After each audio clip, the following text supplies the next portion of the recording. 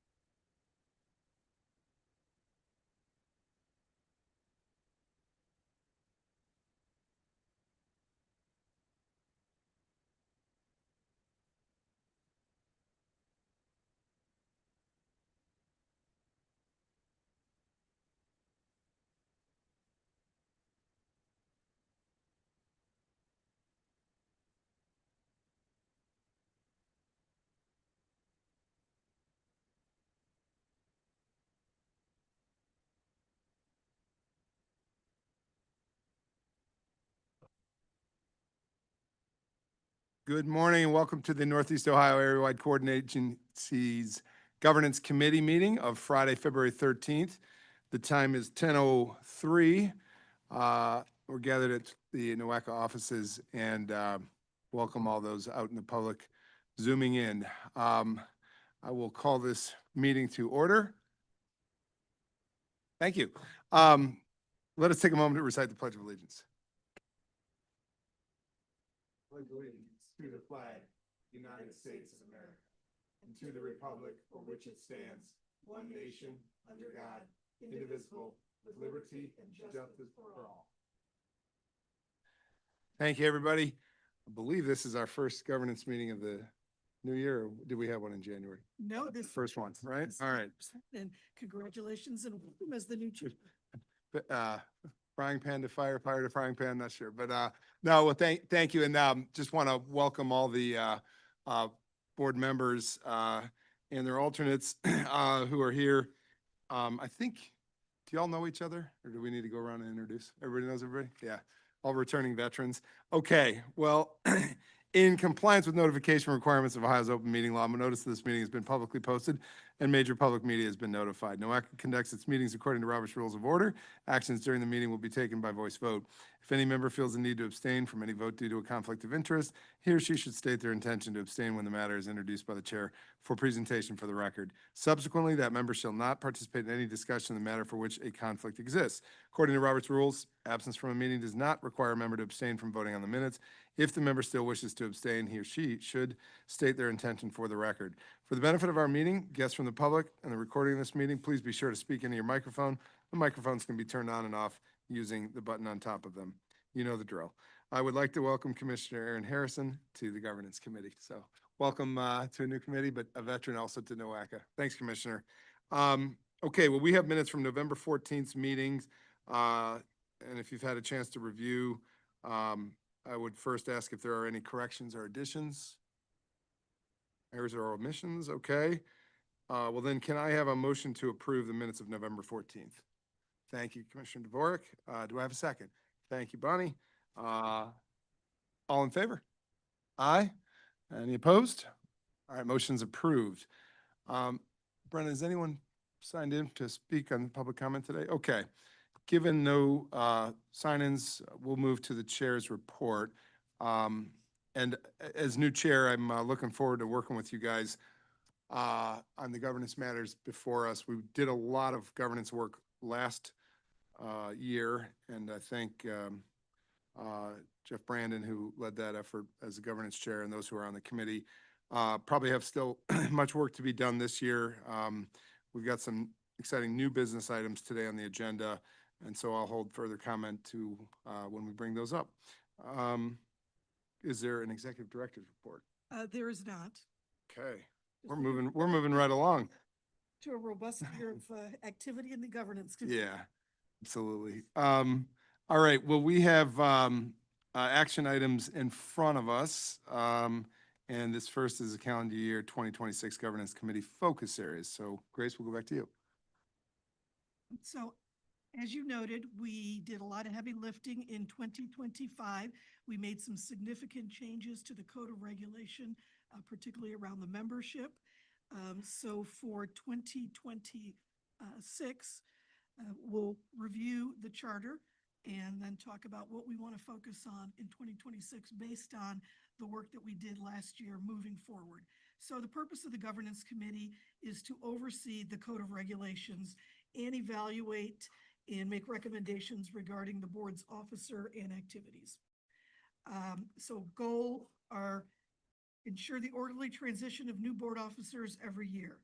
We continue to do board orientation, NOACA 101. So I think we're moving along in the right direction there. I will say that it takes a long time to get familiar with NOACA, and we probably could think about some interim ways to bring people up to speed rather than just sort of learning it along the way. I think the 101 seems to be overwhelming. So if we want to give some thought to a sort of a more comprehensive, I'll call it a training program or orientation for board members, that could be something. but so that talks about the new members, ensuring that the board members are adequately involved in decision-making. I think we've talked about that in reference to the committees, and I think we have enough, almost enough. I think we have room for one more committee. Yeah. Yeah. So I think board members have a lot of opportunity to be engaged in that decision-making. Ensure that there are any known or potential conflicts of interest identified, and ensure that the code of regulations remains effective that benefits the agency and the region. And this is what is in the code of regulations for the governance committee. So in 2025, our focus areas were review and possible revision of the NOACA Code of Regs for language and administrative consistency. That's been an ongoing item, and I think it's been an ongoing item since I arrived. So we're constantly looking to make that document more useful to the board members. The Code of Regulations board appointment process. We really haven't always looked at that, but we did look at it very comprehensively last year. And then guide development of a virtual meeting policy. We did take a look at that and determined that it was not really practicable for us at this time. So then for 2026, we'd like to include the review of NOACA Code of Regulations for consistency and revision as necessary. Again, we do have some ideas about the Code of Regulation changes, predominantly outside of Article 4. So that way it is not about membership, does not need ratification, but things that we think could be clearer in what we do and how we do it. So we would like to have a review of things outside of Article 4. And then review the NOACA committee structure. That's somewhat new. We started doing a little bit of that last year in that we tried to look at if there were any possibilities to consolidate or move meetings to be more convenient and so members could be more active. And I think we did some of those things and successfully. So now I think it's time, and I spoke about this with Chair Ronayne when he was President Ronayne, and that there's an opportunity for us to really look at the committee structure to perhaps include more of what transportation is defined as and to benefit the entire region. And so that item is on the agenda today for a new subcommittee. So next step is with your input, we will adopt these and then move forward. So what I will say is, does this work for you or would you like to add some additional things for us to work on in 2026? Anyone? Okay, I have a feeling our governance conversations will be pretty fluid this year. Some proactive and some will react to other things out there. And I think it's hard right now to prescribe what the year ahead is going to look like, but I have a feeling this committee will continue to be busy. I also want to say, as we potentially look to add a subcommittee, and we'll talk about what that is here in a minute, I would also love to work with this committee and with the CEO and staff on where we might collapse some committees, if it makes sense. I don't want to just be too prescriptive, but I think we've got a lot, and perhaps, even how you go about staffing all those is always a wonder to me. But it's rough. yeah, I'm sure yeah. staff would appreciate some consolidation. Yes, that's probably the better word, consolidation. So, anyways, we'll see how that goes. Commissioner Beveridge. Jay, I just want to say, with regards to the NOACA 101, I found it extremely helpful. So Yeah. I appreciated that in the meeting, to the extent that, this change. I've been here for my second year now. Oh, sorry, I haven't spoken enough yet today. Obviously, with the way that we've changed the bylaws on the appointments, I think the board members are going to be, newer board members coming on and folks. And I think that it's very helpful to continue to illustrate and the transparency of this is how things were started. This is where they expanded to. this is why this happens this way. And so I found that very helpful. I assume and hope it's on their website, or at least we can get it, that presentation. and It some- is actually on YouTube, so you Oh, can, yeah. even better. So you can not only see these slides, but you can hear me go So navigating. that's through. perfect. I think that's very beneficial. And the only other thing that I would have to add, just to be a slight thorn, just to, because I'm me, I can wait until the executive committee review if you want. Just my suggestion in there, but I don't know what that means, and so I'll wait. for that. Wherever it makes sense to you to offer. We'll wait then. Okay. Uh, Completely agree with you on the 101. It was a comprehensive and, really an educational overview of this organization. Mr. Gall?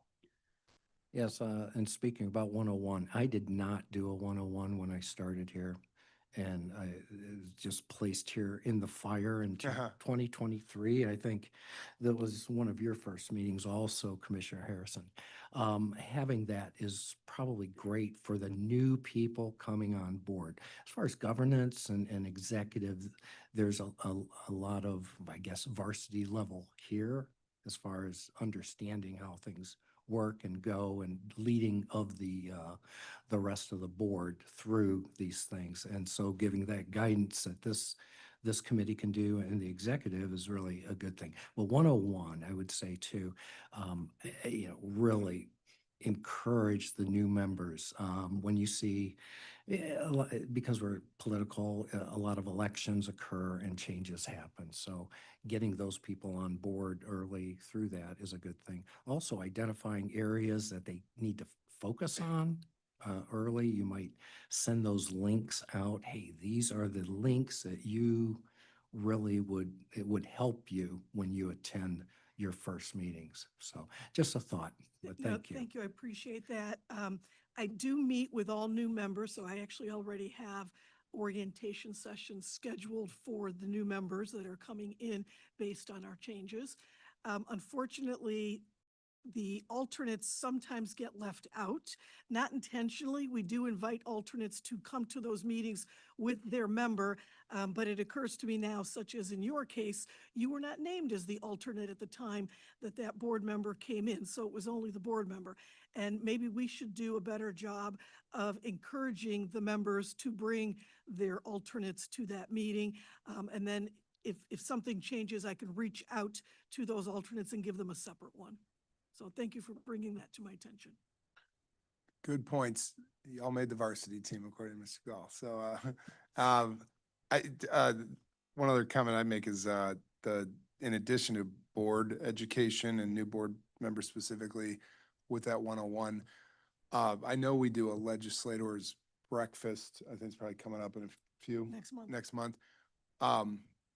But just some, open house for, there's a lot of newly elected officials through the 5-county region and at all levels, township trustees, council persons, mayors, commissioners, engineers, and legislators. And I think if we ever thought of an open house that, I know it's a long presentation, maybe we can truncate it a little, but gives them a little bit of an overview of what NOAC is all about. I mean, how communities even go about applying for project funding and things of that nature. We probably do that a bit, but that was so good, others should see it, I think, just other than just ourselves, something to think about. Sounds good. Yep, We'll do that. more work, right? Yeah, we love work. Yeah, no, thank you. Any other comments on the page we're on? Okay, seeing none, we'll move on. Oh, that is an action item, Liz tells us. Okay. So, based on what you saw and what we talked about, the action item is the calendar year 2026 Governance Committee focus areas. I guess we're gonna work to, ratify these. So, do I have a motion? You do. All Have right. Motion. Thank you, Mr. Gall. Do I have a second? Okay, thank you, Commissioner Dvorak. Discussion on the matter? Please, Commissioner Harrison. So, I don't know if that, it was, yep, now it's working. Because I'm new, at least to the committee, you'd mentioned a couple other things that might come up kind of on the fly. So to what degree does this action item tie our hands as a committee for the year? No, it does not tie your hands. It is an action item only for this committee. It does not go to the board for approval, so it is not an official NOACA action, but sort of a motion to move forward with that plan. It is very, very flexible. So more in the neighborhood of setting the direction, not, Correct. okay. Is good point. Others, any other discussion? Okay, seeing none, I'll call the question. All in favor? Aye. Any opposed? Okay, motion carries. Now we have presentation items, for discussion. And, would you mind if I made just an opening, I would love it. comment about this? Okay, and with, you know, that qualifier made earlier that perhaps we consolidate some committees and subcommittees of, or mostly subcommittees and, advisory committees.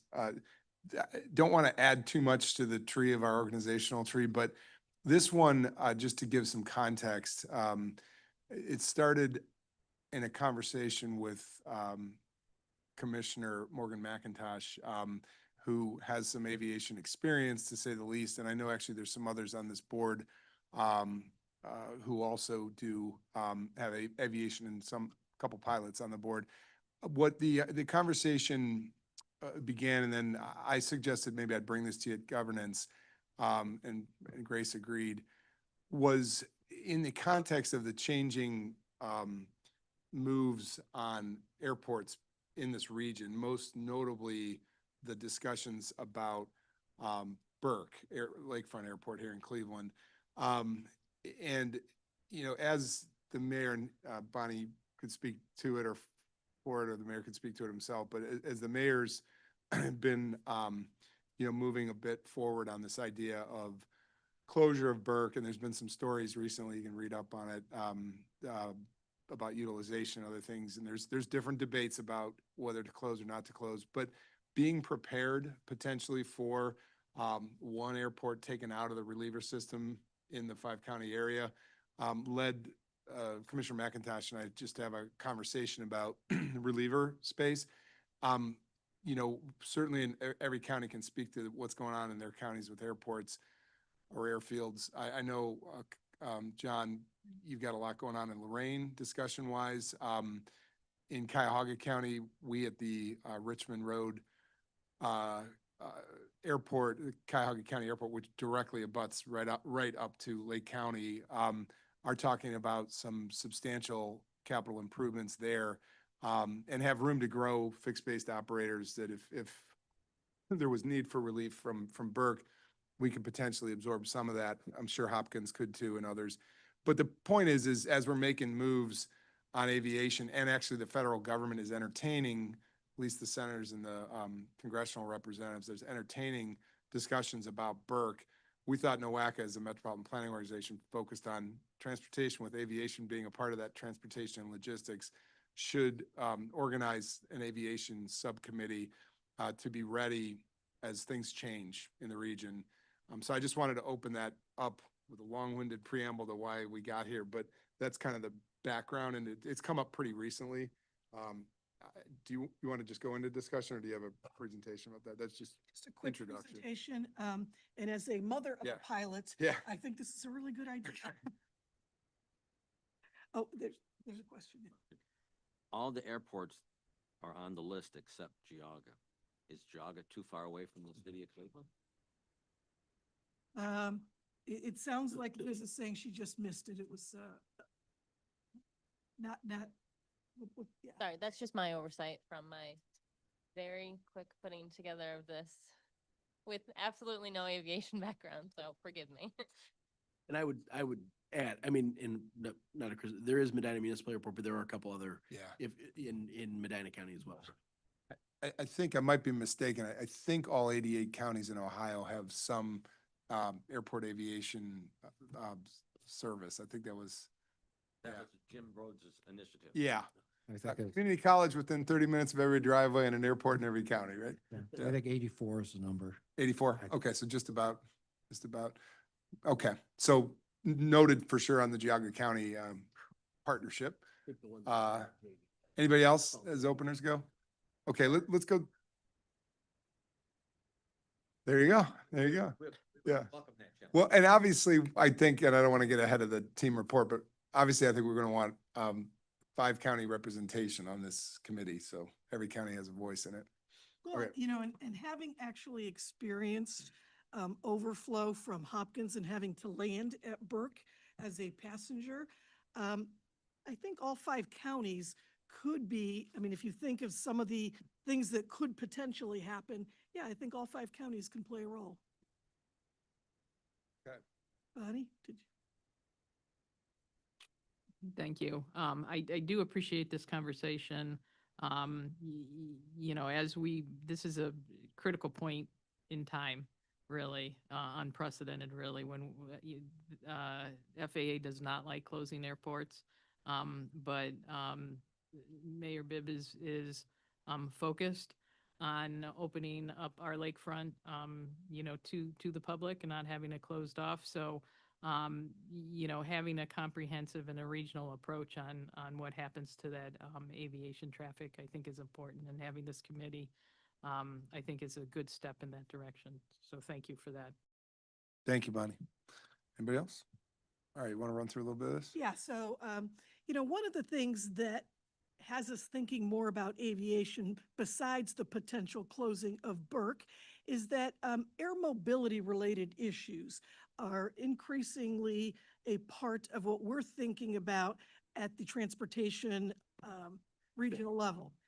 When you think about land use and economic development, the things that we're really expanding on in our role as a leader in transportation planning, there are some things that make sense. We've got the Aerozone TEDI, the Transportation for Economic Development Initiative, that is the footprint of the Hopkins Airport and the surrounding communities, and looking to how we position ourselves regionally with that international airport.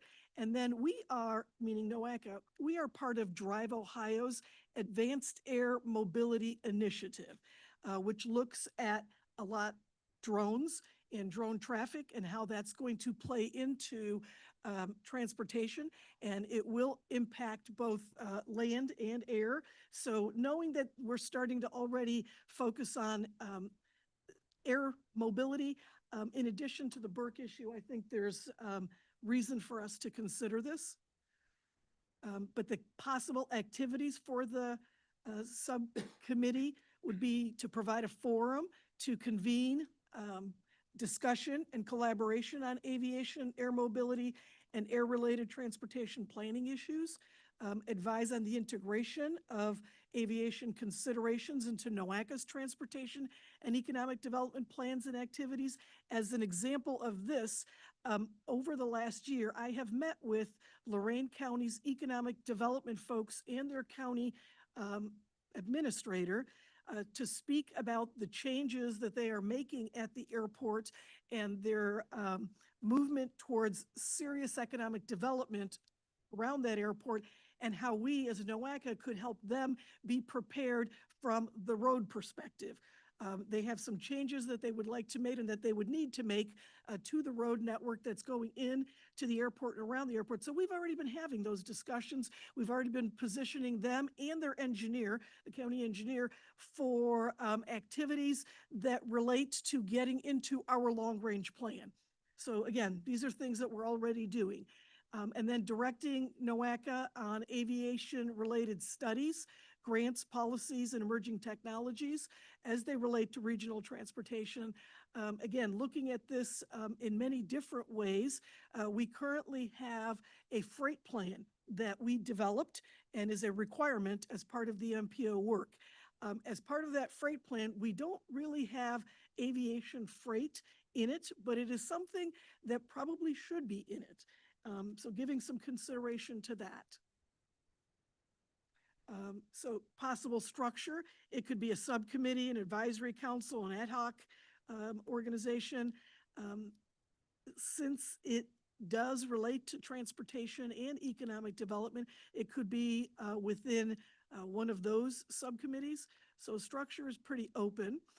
But to give you some examples of committees in other MPO areas. So the North Central Texas COG Air Transportation Advisory Committee exists at the North Central, I think, is Dallas, thank you.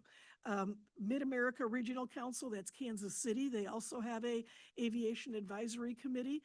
In terms of regional air system plans, The Metropolitan Council, which is the MPO for Minneapolis and St. Paul, has has that, a system plan. Delaware Valley, which is essentially Philadelphia, and parts of New Jersey.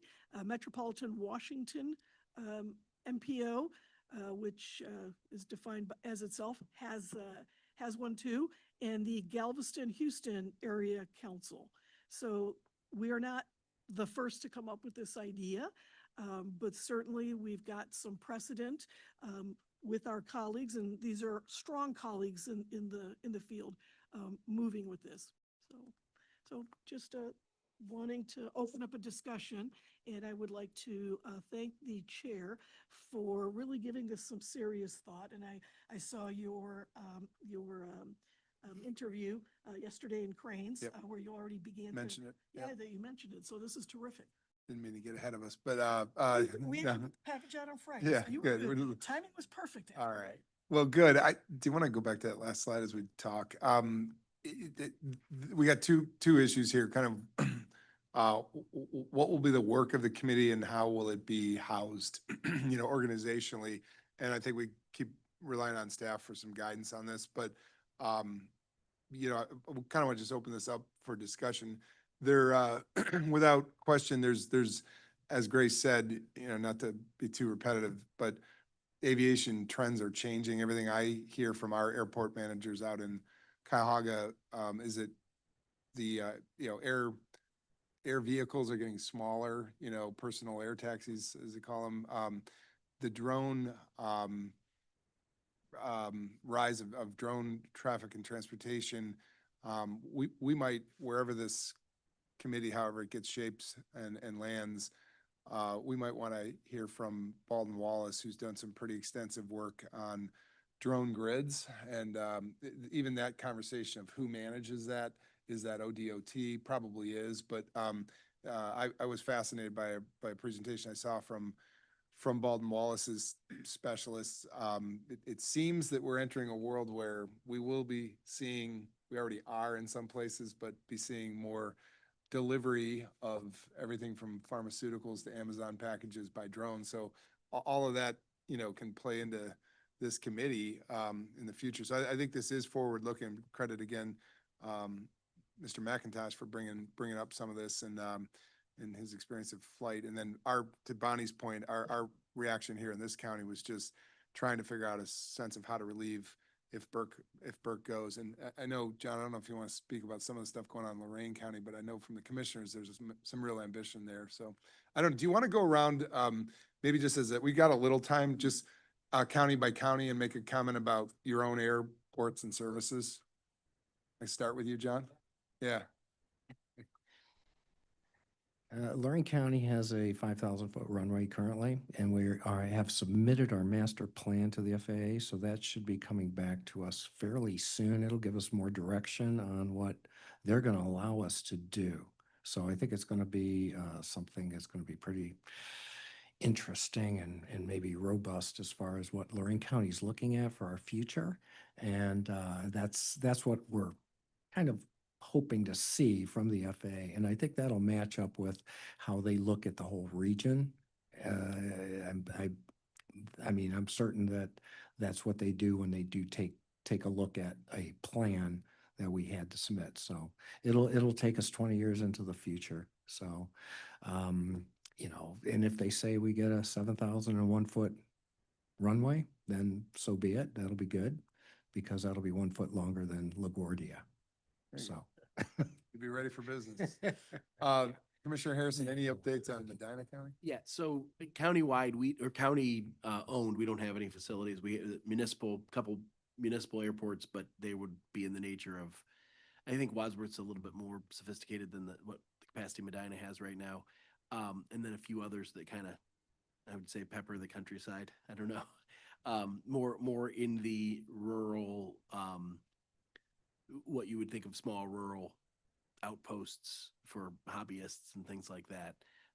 Certainly enough to handle emergency services and things of that nature that we need, but it's not been something that has probably, what I would say, kept pace with the county's larger development. So And as I sit here, I'm gonna get in trouble for this. Hopefully nobody is paying too close attention to this meeting, but I don't know that there's anything in Brunswick on the northern end of the county.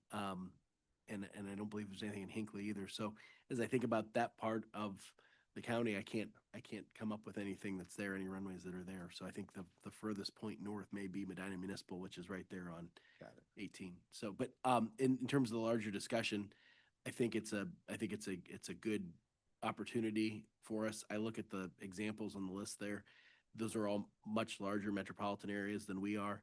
But perhaps, I think it was maybe last year's meeting or maybe 2 years ago, Chris, you brought up the possibility of package delivery and things like that. And if getting involved in this makes us a earlier adopter or more of a pilot region for things like that, all the better. Better, But exactly. I think it just, whenever you talk about creating new committees and new structure to existing organizations that we're already saying are somewhat unwieldy, I want to be thoughtful about what the task, what we're charging them with when we open it up. So, I mean, I think there's plenty of opportunity there, but we just want to be clear about the mission and the charge. So those are my thoughts. Good points, Commissioner Harrison. Thank you. Commissioner Beveridge, Lake County. So unfortunately, I'm not Commissioner McIntosh, so I'm not going to be able to.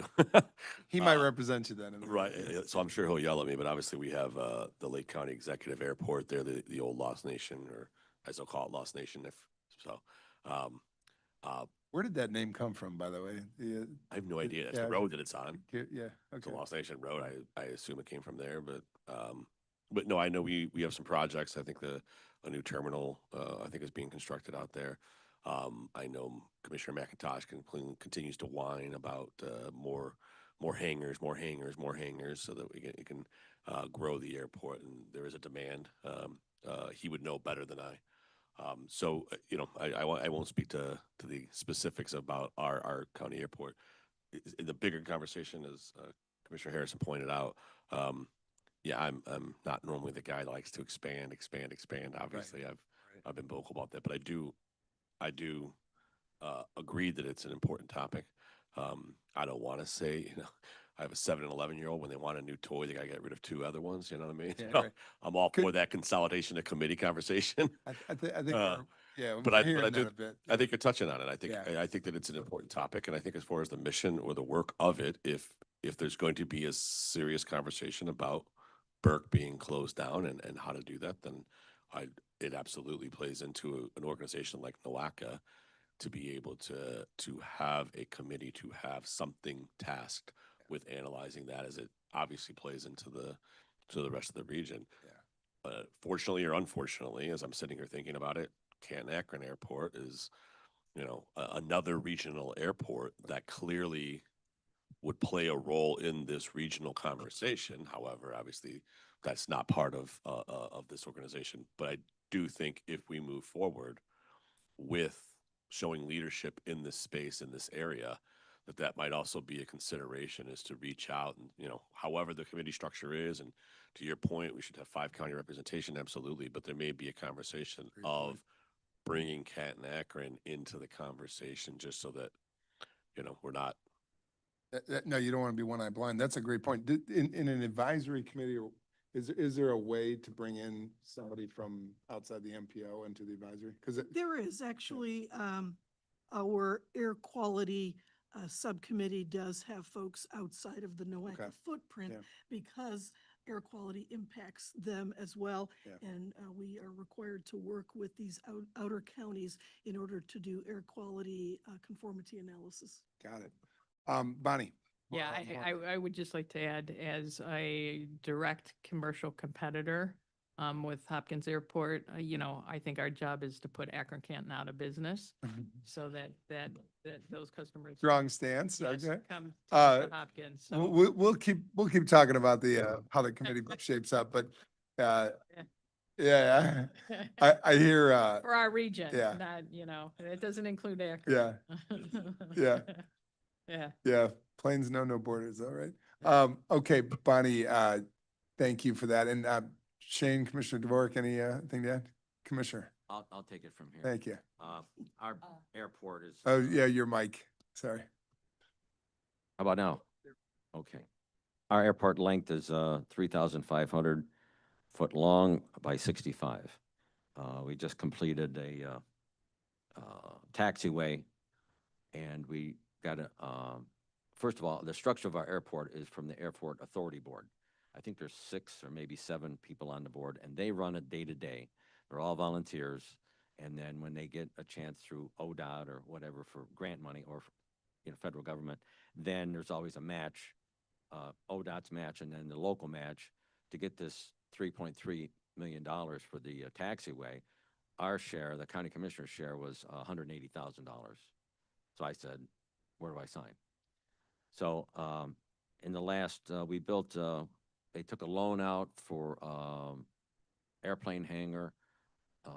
One, it's completed, it's filled up. It gets filled up. Every time we build something out there, there's a waiting list to get on. There 40 to 50 planes waiting list to get on. So that is a loan. And then we're building, the commissioners, we donated $800,000 for this new 10 hangar building and for bigger planes. And once that is complete, they'll have a revenue of about $50,000 a year to fix up other buildings, other hangars. So we have the UH Medevac there. They wanted us to remodel their hangar space. We put $400,000 in it about 3 years ago because it had no heat in it. They had 2 torpedo heaters, and they're 8 foot long by 3 foot in diameter. So when they went on, the guys checking, the mechanics are checking for things all the time for safety. They couldn't even talk to each other. So, and I've been in there with my Rotary Club or Chamber of Commerce or whatever when the heaters were on, and it was like you could smell the fumes, and it was just ridiculous. So then when we had a chance to, and we were getting static from the airport or from the UH, it says, well, we could put that medevac in Garrettsville or Orwell, which is in the next county. And so we felt it was advantageous for us to invest $400,000 so they stay right there, because every minute of a life from a car accident or whatever is important. So we made significant improvements on the airport for our residents. Nice. That's a great report. So making sure we got you on the list. Thank you, Commissioner DeVork. And I think just since we went through this, who's going to be on a committee on that, because ours is structured as a Airport Authority Board, and they follow the FAA, the federal guidelines. I think the person that's on this committee should come from there, and then their alternate should come from that group, because they're retired pilots, or they know the game. They're really good professionals. Yeah, it seems, I think we're all kind of saying that getting subject area experts on whatever this committee shapes up to be makes a lot of sense. I just, and Debbie, fill in where I leave off here, but no pun intended, under Debbie's wing, through the Public Works team that she oversees in our integrated development team, we have this county airport at Cuyahoga County Airport. Runway length is an issue for us, so I'm glad to hear John's point about Lorraine. If we were to absorb some of Hopkins traffic, it's a matter of how big the bird, from what I understand. But in our operation currently, a lot of companies that are located in your counties use our airport or have operations in some of your counties. Namely, Swagelok uses quite a bit of, and for a lot of traffic in and out of County Airport. Eaton is another one that uses County Airport, and those are the regular flyers. From what we understand, Bonnie, a main player out in Burke is the Cleveland Clinic, and so thinking about that absorption of some of those corporate flight needs for commuting workers, but also some freight issues. But the biggest issue that we've seen at County Airport, I almost want to welcome you to a tour, a field trip of some sort, is FlexJet. It's owned by Ken Rickey. It's one of the 2 largest fractional air services in the state. The other one is NextJet, but FlexJet and NextJet actually are 2 of the largest in the country. FlexJet has hundreds of employees, probably moving into the thousands of employees, and as Bonnie knows, they're also at Hopkins. it's like looking at a NORAD screen when you go in there. They have a global screen of, and what their people do is they manage fractional air service. This is above my pay grade, but literally and figuratively, but people who take out a plane and sort of have this condo option on use of planes like a timeshare, they rent the service. FlexJet manages their entire flight from takeoff to landing wherever they're going in the country. And this is a big job growth area for FlexJet is growing in our region. And, you know, we're proud to have them here. And one of the two airports they're at in Tenon, and that is County Airport. The only other thing I wanted to mention is we have gotten pretty well informed about this drone services. The two track of drone is there's the recreational drone flyers, and then there's the for more commercial or other sector uses.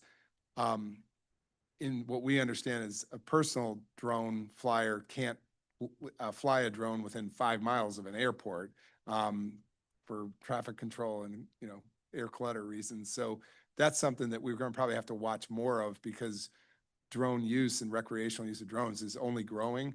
But then, like we said, seeing and hearing from Baldwin Wallace is one analyst on this, the drone grid is going to have to sort of be built out to manage transportation in the drone world. I think this is stuff that is hard to even contemplate, but in the not too distant future, we're going to be looking at transportation of goods right over our head, and heavier goods too. And I don't want to get into the Jetsons here, but the idea of personal drone travel, that's been talked about by Baldwin Wallace. At some point, good to bring them in, but it was nice to go around and hear from counties what you've got going on. And Debbie, I don't know if you have anything to add to what I just said about Cuyahoga County. I guess I'll just say that we're in the middle right now of reconfiguring our taxiways to create better operational service at the airport at Cuyahoga County. And we are hearing the same thing. Our hangars are old and dilapidated and need to be rebuilt. Difficult to finance, but the demand is there. So we're looking at trying to upgrade some of those as well. And I've been talking to some folks in the private industry through Eaton and others. So, you know, depending on how far the committee wants to go, I've got some names of people, private folks that own planes as well as corporate, that may be interested in participating. And, you know, obviously, we don't get into this too much at this stage yet, but, you know, future lobbying for, you know, airport-related improvements. Obviously, Hopkins got a big project going on. I think we've maybe made the case that with the qualifier that we don't want to just add ad nauseum committees to our already bulky structure. This committee might make some sense. And maybe, I don't know, Commissioner Beveridge, maybe we, through governance, talk about consolidating a couple in consideration of bringing this on. But what I would like to kind of ask staff here is where to go in terms of what kind of, is it an advisory committee? Is it a subcommittee? If it's a subcommittee, if you guys have talked, subcommittee of what, you know, any thoughts on the matter? Yeah, so we have given that some thought. It could be a subcommittee to either the policy committee, because economic development is there, could be a council to the economic development subcommittee. It could be a council to the transportation subcommittee. So under transportation, there's bicycle pedestrian, there's transit, there is safety and operations. And so this could be another one under transportation. So that's kind of what we've given thought to. Any thoughts from board members about governance structure? Yes, I am more inclined on the economic side of this. I look at Rickenbacker Air Base down in Columbus, and just by having a runway down there, there's so much activity that is brought in there. A company by the name of Vanderbilt, you may have heard, and it's just leaps and bounds, huge employment opportunities, just because they had a runway and they were able to build their corporation right nearby to take their drones, which are airplane-sized drones, okay, jet right. fighter-sized drones, and then launch them right off of that Rickenbacker Air Base. So yeah, and then all the other businesses that go to support doing those things. So you have that runway, anything can happen. And you know, coming from Lorraine County, I'm just really excited about our future. And with that, that's, I think under economic would be the Mhm. better way to go.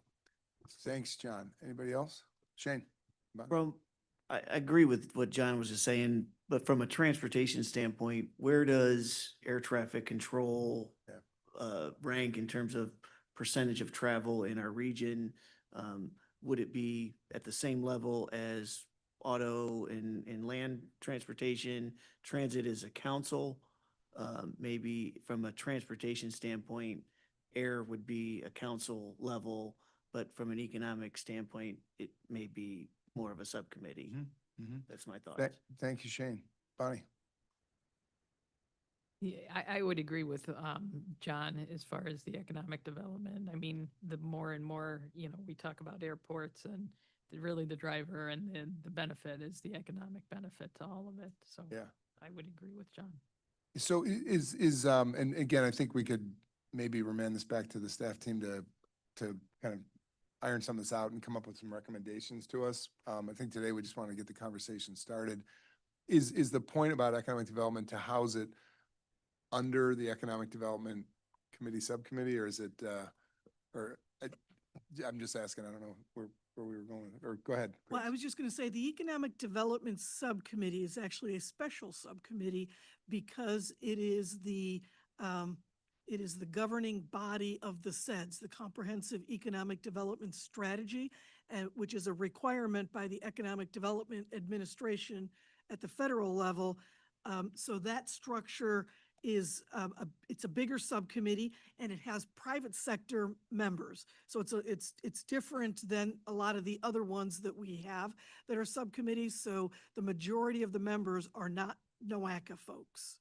Yeah, I was, yeah, I don't know how you guys feel about this, but we do again have on the board some aviation experienced members. But this idea of some outside counsel, if you guys are open to that, it seems to me getting some people that are subject area experts makes some sense. With the Economic Development Subcommittee, I will say that subcommittee would be thrilled to have something like this as a council of an area of work for them. I think they would like that. Go ahead, Commissioner Harrison. That there's no light down here. I gotta look up here. I'm figuring it out. New mic. So I go back to also, I think this is, I think the answer for today is, as you said, let the staff kind of think on it a little bit. But as I look at the regions that are set here and thinking about the size of those relative to us, you also realize through any sort of air travel, regions become larger, right? I mean, the footprint of our transportation system by ground and the footprint of our transportation system by air, those are two, I think, different size factors. And so I do think back to Commissioner Beveridge's point, bringing in, I won't name names because apparently that was problematic, but some of the people from the outlying areas of our region into that discussion would be a necessity of that if we want it to be taken seriously in Yeah. terms of the conclusions we're coming up with. Yeah, yeah, I'm tempted to, we probably all have little anecdotes about air travel, but I'll give this one. Coming out, a friend who was getting married and his term of engagement was that his future spouse said, "You can't fly anymore. You're getting married. I need you to live." That was her take. So he called me up and he said, "This is my last month with this plane. You want to ride?" Because I had always talked about it. It was kind of rushed. So we took off in Lorain County in Wellington on a grass airfield. It was literally, and I'm like, what am I doing? Ended up in this 2-seat Cessna, feeling like my life was in the hands of a lawnmower engine. And, well, live to tell about it. But one of the things that was a requirement of the path we were in, and any pilot probably knows this well, but was that we actually touched the wheels down at Burke. And that whole touchdown issue is an issue. But when and if Burke goes, having a system plan about how do we manage, in air traffic control touchdowns and where do people have to touch down if they're passing through another air system, I just think this will get to a point where it will be, really be almost a necessity for some metropolitan planning organization, maybe the one called NOACA, that we have some input in this. And I would guess, Bonnie, you guys have had the most direct conversations with the FAA about Burke, but I would guess that they will be asking for some kind of regional air system plan in consideration for a closure. Yeah, part of the study. So, and then, to the point Commissioner Harrison made so diplomatically, I mean, we will have to probably work in concert with FAA to understand what is the region in terms of its air system. And if Canton Akron is in that region in terms of a reliever airport, we might want to open, with all sensitivity to competition, we might want to open the conversation about what is the region and what is the air system and what's the reliever system within it. So we got a lot to talk about, but I'm hearing kind of enthusiasm about doing this. It's a matter of how it lands, where it's housed. And should we, since we've discussed this pretty extensively today, should we ask staff to come up with some recommendations about how to Chair, do this? Please, just real quick. Commissioner. I know we've talked about economic development or transportation, and I just, for what it's worth, my opinion, because I like to give it. Yeah, we like it. Yeah, go ahead. It's fun. Yeah. You kind of touched on the conversations that would have to be involved with the FAA. Yeah. So I do not dispute the opportunity and the economic development that comes with air travel and all of those things. I just feel for our purposes, for what we're looking for, whether it be that we're going to have this plan put in place, we're going to have a study, because everybody loves studies. I'm a big fan of them, right? And so part of that is going to be transportation. It's going to be FAA. It's going to be, and I think that at the federal level, which is a lot of what we do, air travel falls under more of a transportation conversation than an economic development one yet. Not to dispute, drones dropping off packages here and there, right? That's economics, right? Like, so I don't, it obviously has place in both. For my 2 cents, I think because of the considerations, because of the conversation that would have to happen with the FAA and Burke and on this plan, I just think that it might be better suited in the transportation world. So If I may comment that and to add to what Shane had said and to answer some of his questions. At the federal level, it is under USDOT. At the state level, it is under ODOT. So it is transportation.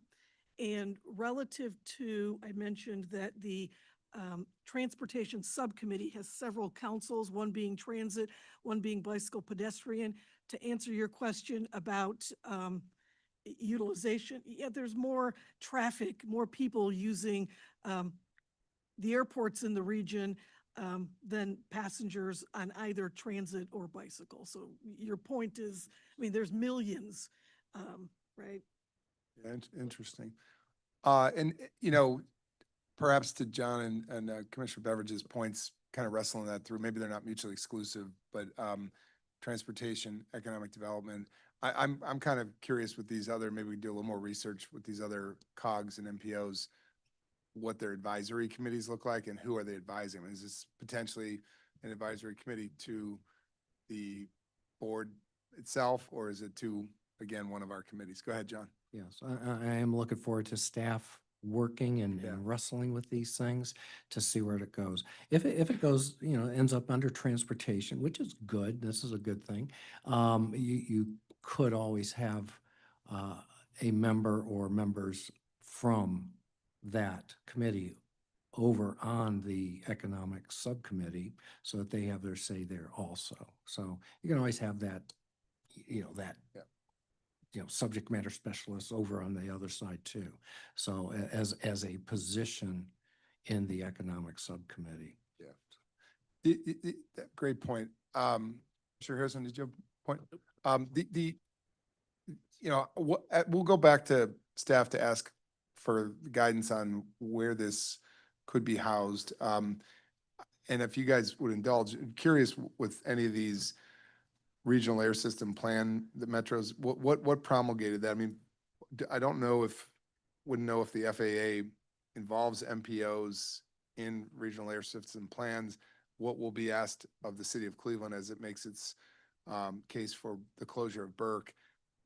Perhaps a product of the committee is an air system plan, but I don't know if that is a part of just what an MPO would do, or if it's a demand or a request of FAA and what the relationship is between FAA and MPOs. Again, all that stuff can get meted out. Yeah, we can do the research on that. I mean, there's not a direct relationship between MPOs and, FAA Aviation because we are predominantly, as Commissioner Harrison had noted, we are surface transportation. Okay. We do have a little bit of maritime, aviation because of the drones and some of the, air mobility. But we'll see where that goes and we can do some research. And actually, I'm going to stand corrected. Air ridership or traffic is not as much as transit. So transit is about 25 plus million, and air travel is probably in the 10 to 12 million, so about half. Yeah. Okay, well, thanks for that update. Commissioner DeVore. Just one more thing about Geauga County. Yes, we do have an airport. Anyways, KraftMaid is one of our largest employers that they employ about 3,000 people. And just last fall, I went to a ribbon cutting ceremony for Growscape, and they're going to be hiring 500 people. They build a building. It's all concrete walls and everything. It's about 20% of the IX Center, and they're half a mile from the airport. So Wow. an airport does connect economic development. Yeah. I think this has been great feedback. We will, we don't have an action item today on this. We just wanted to get the feedback we got.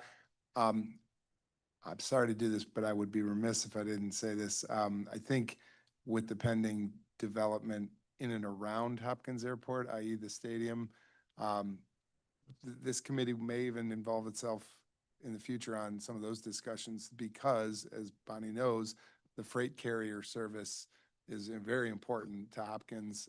USPS is there, FedEx is there.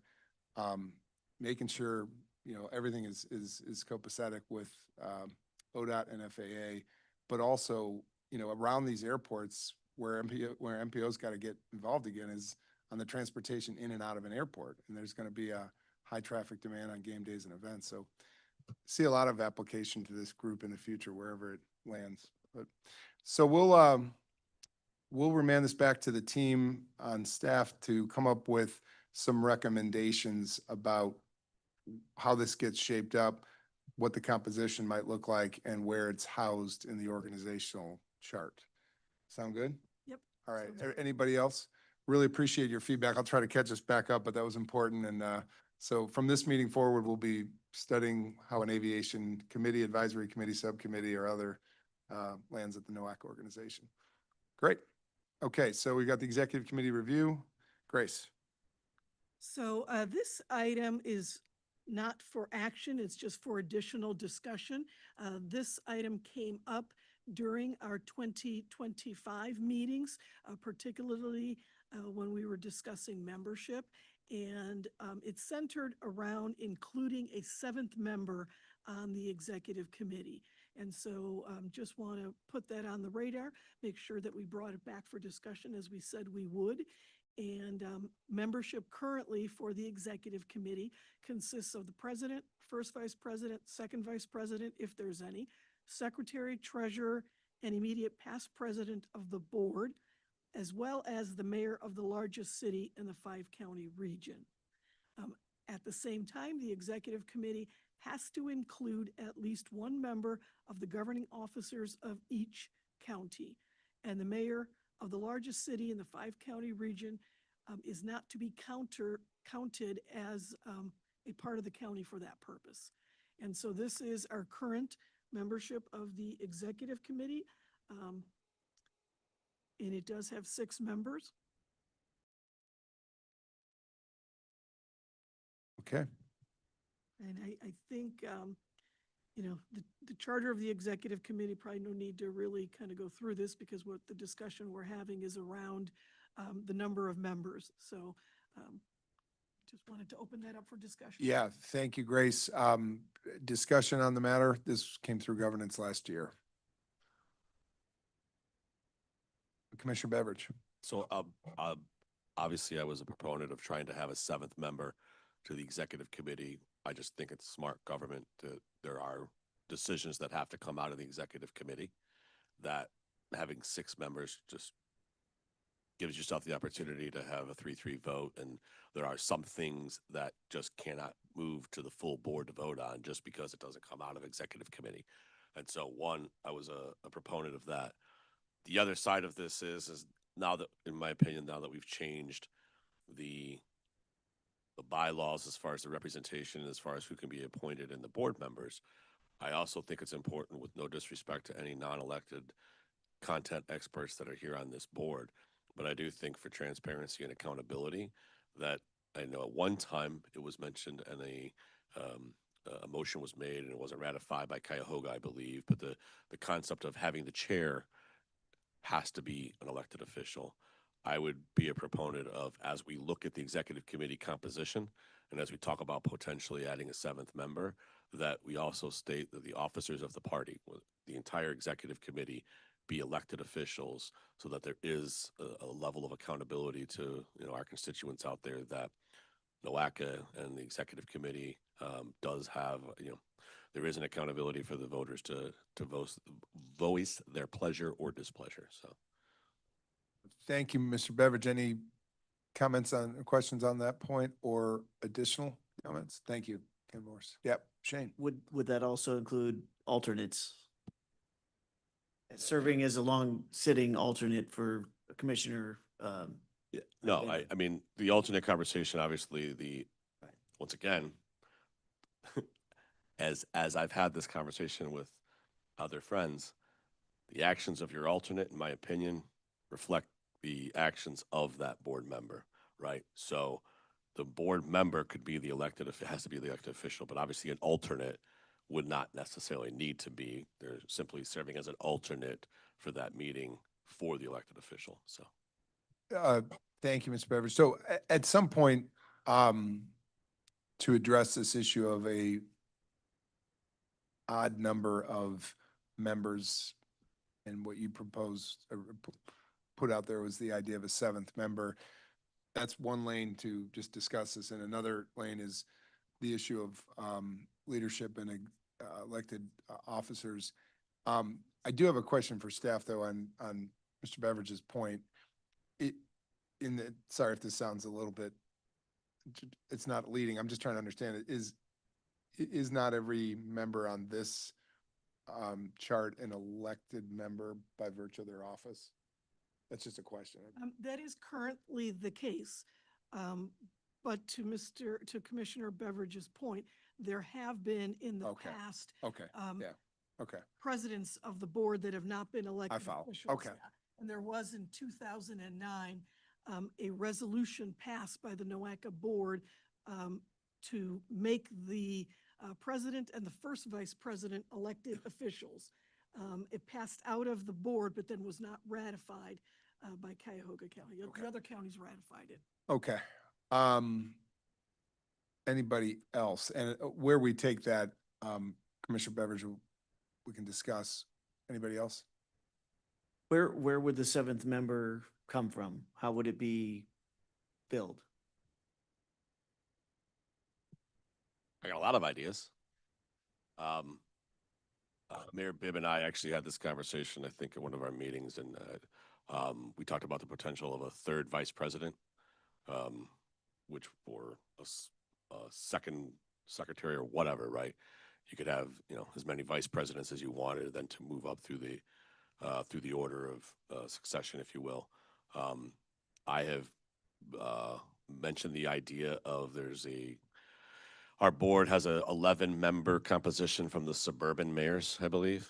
And Cuyahoga County has 11 suburban mayors that I don't know how often they make it into the rotation of officers. The city of Cleveland, I don't know if that's typically just the mayor's office. I mean, obviously, the mayor of the largest city is automatically in the executive committee. Now the mayor happens to also be an officer, but as far as Cleveland City Council goes, I don't know. I don't want to be the Lake County commissioner that advocates for all of Cuyahoga County, but we talk about representation, and we talk, if those 4 seats and the 11 mayors, those 15 individuals don't have a shot at the rotation of executive leadership, that's a third of your board-ish. Or I'm more than happy to, have a seventh member that rotates among the outside counties if you want. But either way, I think there's something that can be done by just having a third vice president added in there, to be able to satisfy that. And quite frankly, that opportunity comes right now. The person who's going to get snubbed and pushed back to a year would be the secretary, which happens to be yours truly. So for the sake of good government, I'd be more than happy to allow a third vice president to be slotted ahead of me in the rotation for officers, to appease that future issue. Yes, ma'am. Got it. We could actually slot you as the third vice president and then that person at the end of the rotation, so you wouldn't lose yours. Grace, you continue to amaze me with your input here at this organization. Thank you. All right, Commissioner Harrison. Yeah, I think the implication in that was that everybody on the executive committee would be in the rotation to become Yeah. president, which I know historically has been the case. But could there also be a scenario where, I think being in the room of the executive committee, to your point about suburban mayors, folks who've not historically had that opportunity, that may be appeal in its own right, even if they're not in the rotation. Yeah. So you have a committee member spot, executive committee member spot. And that also, I think, perhaps, because I think the sentiment of increasing the executive committee makes some sense. And I have some other thoughts on that maybe you and I have talked about offline before, but, as we've kind of made attempts to streamline the board meetings and, you can only accomplish, in my mind, so much with 45 people around a board table, but you don't want to do too much in the absence of those folks. But perhaps a model where not everybody's in the officer rotation, but the executive committee is otherwise expanded, would lend itself to giving the executive committee a little bit more authority that's more broadly representational of the board makeup, and have the added, I think, benefit, from where I sit at least, of streamlining board meetings when we have those. So that's maybe a little bit bigger discussion than what Commissioner Beveridge is proposing, but some kind of model like that where we're not trying to retrofit it into a officer succession discussion might help move the ball forward too. So Thank you, just a thought. Commissioner Harrison. Commissioner Beveridge. So maybe 3 at-large members. Yeah, something like that. Yeah. Right. Go to a 9-person executive committee where 6 or whatever are in the rotation of officers, and then 3 at large. Yeah. That would be able to have other people voice. So John. I'm just trying to put my thoughts together here about those 3. Yeah. Okay, so, I think of the largest mayor outside of Cleveland. I believe that might be Jack Bradley in Lorraine. And, I'm thinking 75,000. Who else is? I think it's mayor than Parma. that? I- Parma Yeah, would Parma be is, then. and Okay. Parma has 80,000. Okay, Yeah. all right. So, I'm thinking about the at-large members. Well, Yeah.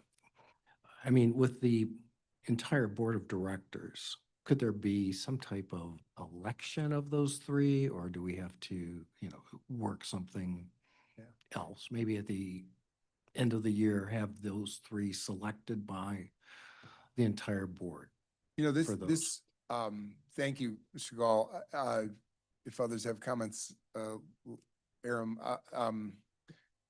there are a lot of ways we could, sort of make this case. One has already been offered by Commissioner Beveridge, Commissioner Harrison offered another, and John's comments. I think to the staff, at least it seems there's enough, thrust in this governance committee to have this conversation, and perhaps they're probably interrelated, but bifurcate the 2 issues of population of the executive committee and then representation at the leadership level of the executive committee.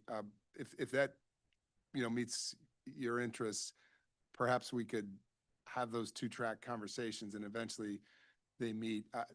I would say kind of just in parity to what you guys are offering, because Parma's the 7th largest city in the state and the 2nd largest in this 5-county region. But there's another way you could address this to give 5-county equity and parity is you could bring up, a representative from each county and find a way to make it an odd number. I know that math doesn't work on the odd until you add one, but I think we're making the point that this needs some further analysis because there's a lot of ways you could go. And then I do want to say, I've said it before, I'll say it again.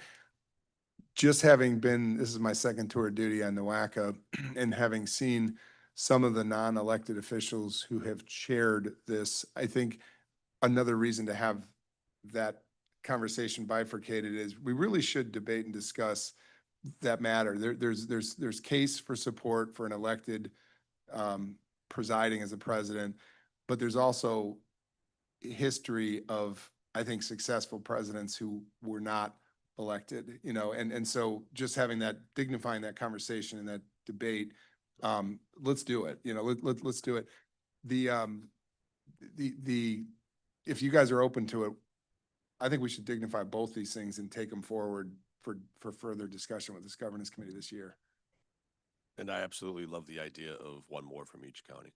Yeah. I think it gets us Just- to 11. It's not a Mr. firm Commissioner. proposal, it's just a Commissioner. point about. I- point. oh, yeah. Yeah, and I think you make a good point about, I Give- mean, the staff could give us some more context of the other MPOs around the state, how big their executive committees are and whether that matters to us, but we could at least look at it too. John? And in the 3-year history that I've been here, I believe there was 4 executive meetings in 2023. There was probably about 8 or 9 in 2024. And 2025, there's, at least 6. Okay. And what I'm saying is with this, the current methodology with 6, we were able to do everything, Yeah. collectively Yeah. to move this, NOACA forward. And I believe there was only one vote that even had anything close to not passing, and that was a 4-2. And I think it was about the paint job on the side of the building. Yeah. And that was it in those 3 years. So what I'm saying is, we're going to take this and look at a 7th member or possibly 9 or 11. I mean, that's all good. I think you Yeah. do need to go forward with that and let's look at ideas on what we can do Yep. with it. So Ab- just the history absolutely. and where we're going. And also, I was just about to say, in fairness to the city of Cleveland, there's an equation that they have to also look at their parity in this, because the 11 does work, but then you have a question about Cleveland. Yeah, and I would caution against Yeah. the 11, Yeah. because, we've built our whole board on equity based on population. And since all things go through the executive committee, if we raise, each of the counties to have additional members, then there becomes an inequity as Sure. far as the population Yeah, goes. so this is why we got to debate this more. I was just presenting this as you graciously presented a option where it's a Cuyahoga County. I was presenting back graciously, there's an option with multiple counties, in fairness of And we regionalism. accept. by the Yeah, way. yeah. It wasn't a firm proposal. It's just a discussion item. There's many ways to do this, but Bonnie makes a good point, and I think we for time should probably keep moving, but I we was should get this. just going to comment that the board is by population. The committees are by population, except for the executive committee. The executive committee is like the Senate, where every county gets a seat regardless of population. So it is a little bit different. So Yep. we have to think about that as well. No, thank you for raising that. I think we have more to discuss, how we play this out with governance. We've got 2 items to further drill down, and 3 really with the aviation committee today, but let me keep moving. Thank you for bringing this up. I think we will, in governance, take up both issues. Thanks, everybody. All right, so we are on to reports and updates. Are there any reports, updates? Grace? Next governance committee meeting, what's that? Oh, right, but in terms of the region, we just have the next governance Yeah. committee meet. Wait, I'm sorry, I'm lost now. Yes. Yeah. See you next time slide. Okay. That's, okay, so we have old business. That's okay. We have old business, but we'll come back to that May 8th because perhaps we need not wait till May 8th if we can get this meeting published and have a meeting between now and February and May. So just because of the volume of work we're putting on ourselves today. All right, I'm going to then go to old business. Resolution 2026-001 and 2026-002, the ratification update. Liz? Short update, we have ratifications for both items from Lorraine Lake, Geauga, and Medina, and are just waiting on Cuyahoga County. Cuyahoga, help me, Debbie. We heard this at least on first read at county council the other night. We Tuesday. did, and it is going to our council committee on Tuesday, and then it will get a final read on February 24th for passage. Okay, so Confirm that. target February Sorry, 24th. it's a longer process. Okay? Great. Then we've got, next item is the 2026 meeting calendar. So the meeting calendar, the issue there is September 11th. We have a meeting scheduled September 11th. We did do a poll. 25% of the members were conflicted about September 11th. 75% said they could go either way. But we do have both the chair, the president of the board, and the immediate past president not available on September 11th. So we're proposing moving the meeting. Yeah, this was brought up at the governing board meeting by John Pecuri from ODOT. It is the 25th anniversary of the tragedy of 9/11. Yeah, I personally think he raised a good point, but does anybody have questions? The question before us is, can we move the meeting? Right? Bottom line, which is on schedule for 9/11. Mr. Pecuri's, I don't want to speak for him, but his comments to this board was that he thought in deference to the gravity of that anniversary, we ought not meet that day. Can we move it to the 18th? I think we could work with staff. If you guys are willing to move it, if that's the will of this committee, we can work Commissioner Dvorak on getting that date, but 18th could be your straw man. So the 18th is is The 18th, we do have our regular scheduled air quality, transportation, and water quality meetings. We could switch those. can't really switch them because of how well, no, actually. We could move like those up and the board down is, Yeah, but that still has meetings then on the Friday. If, or we could move it afterwards. Meaning you move, as Commissioner Dvorak said, you take the September 11th and move that to the 18th, and then you take those others and move them down a week. and move them down a week. Yeah. You have something, Commissioner Bevan? If you need me to make a motion, let me know. Yeah, and Commissioner Dvorak, looks like we'll use the 18th as a straw man, but if not, staff, I'm confident between now and September, we can get a date.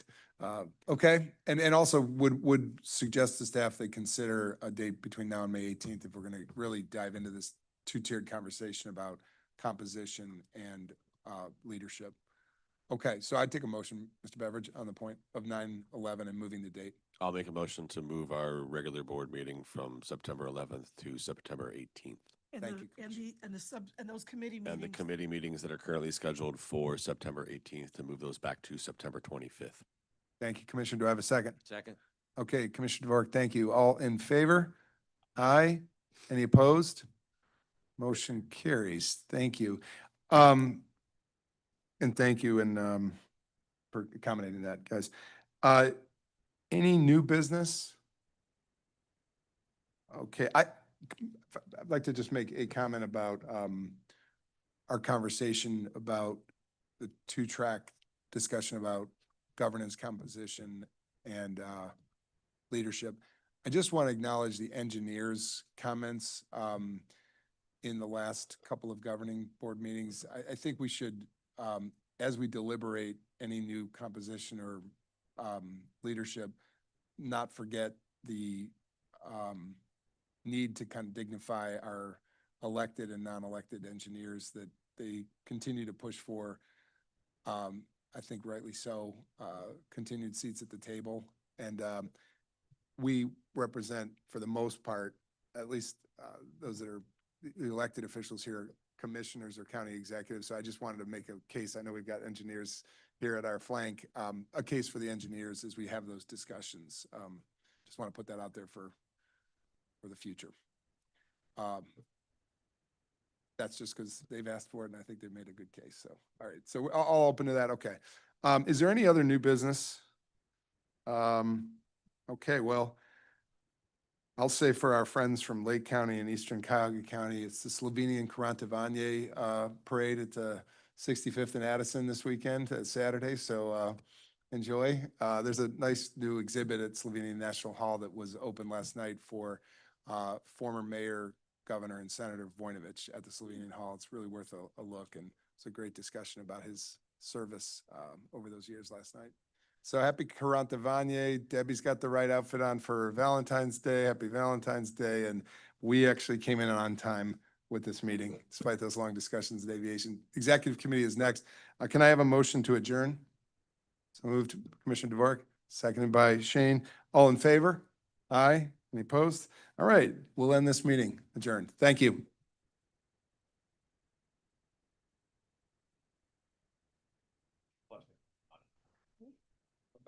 About this, so it's like these physical piece that Yeah. stairway that we. I should show you pictures.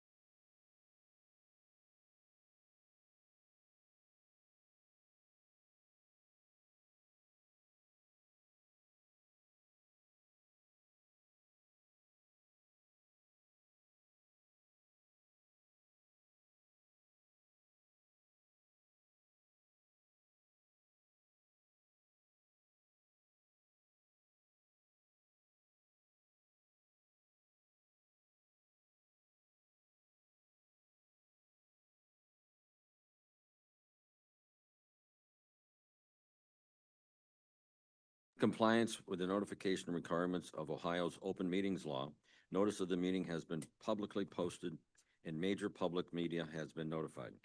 NOACA conducts its meetings according to Robert's Rules of Order. Actions during the meeting will be taken place by voice vote.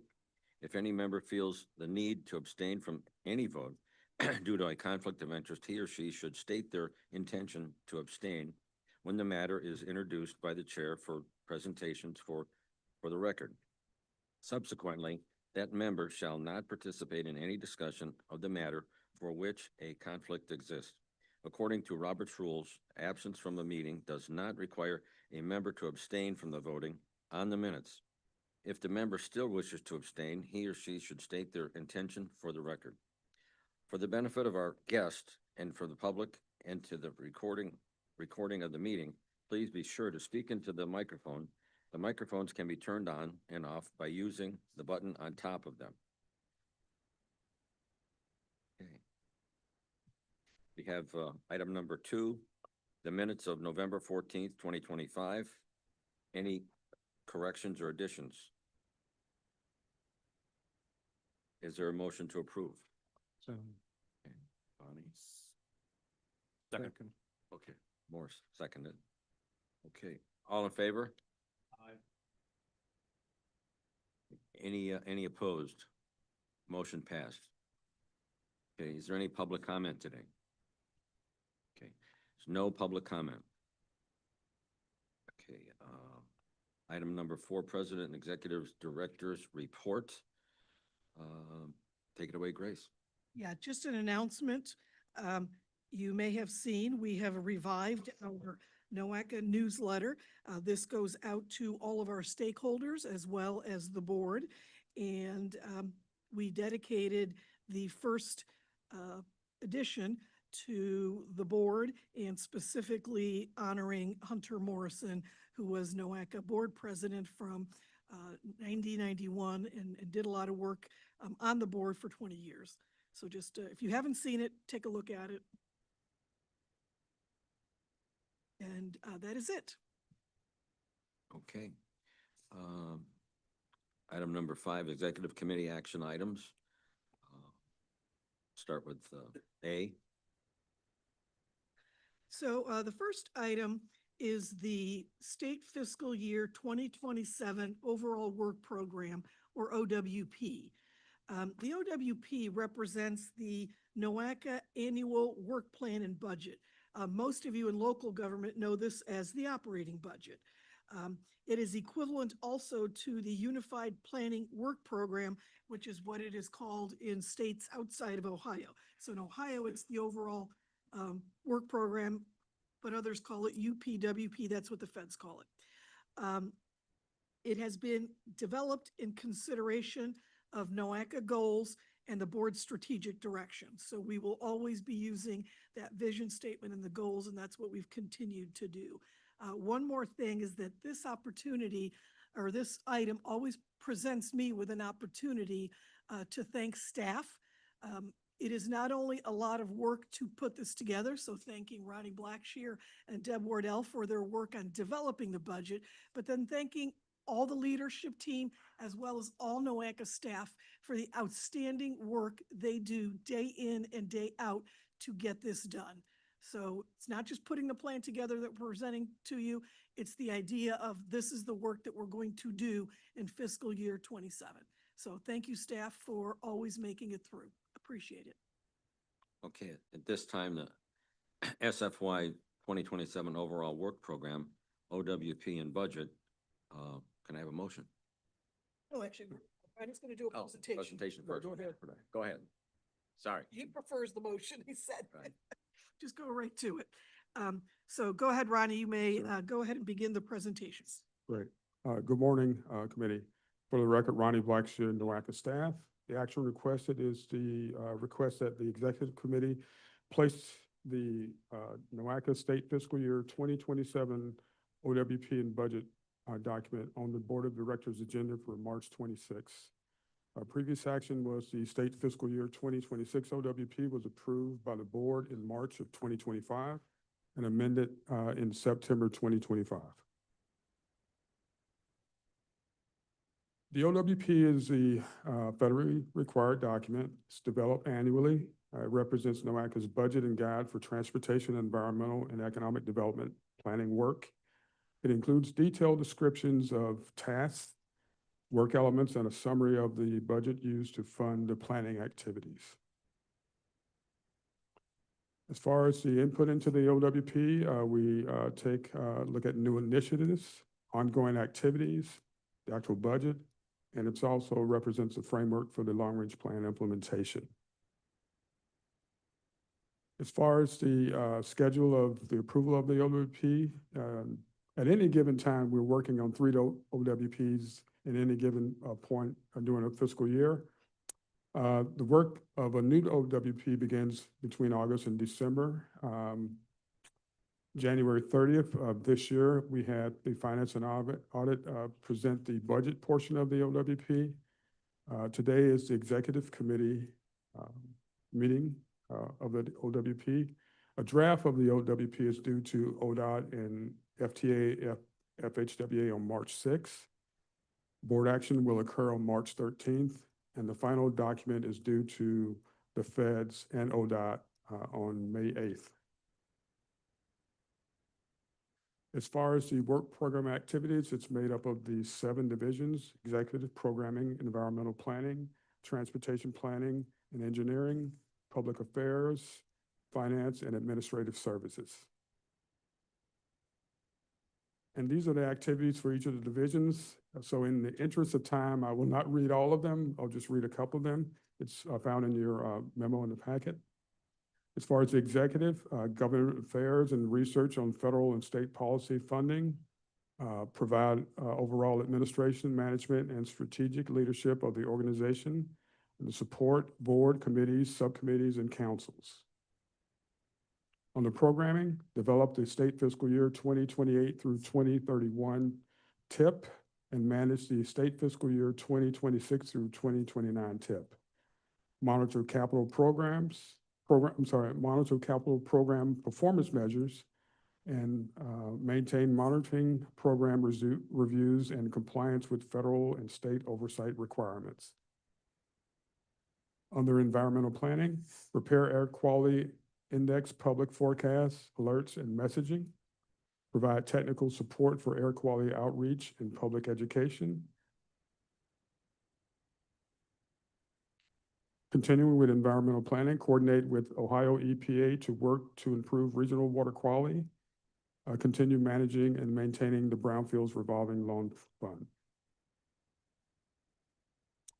Under transportation engineering, manage the NOACA electric vehicles charging stations program, develop community safety reports, evaluate the 2020 through 2030 congestion management plan, update data sets related to the regional freight plan.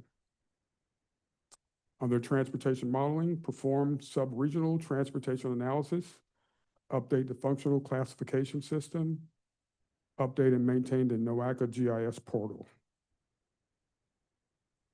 Under transportation planning, maintain the NOACA Activate plan, maintain the level of traffic stress, LTS, for cycling and county bike maps, maintain transportation for livable communities or TLCI program.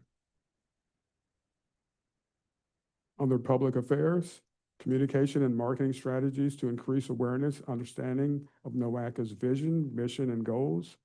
Create reports that analyze public policy related to planning priorities of the region. Under administrative services, manage procurement of goods and services, manage information technology resources, infrastructure, and security. Under finance, oversee financial management, payroll, receipts, payments, reports, and accounting for all local grant and other revenue sources. Facilitate the annual audit of NOACA's financial statements.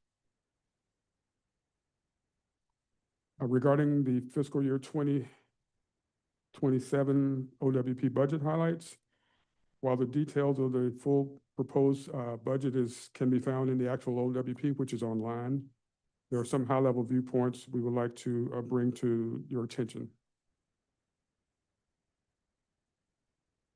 NOACA's operating budget is projected to decrease by 8.7 million or 25% over the current fiscal year 2026 budget.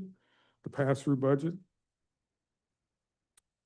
will be showing a significant decrease as the MERAD and infra grant for the Irishtown Bend project will be expended by the end of fiscal 26.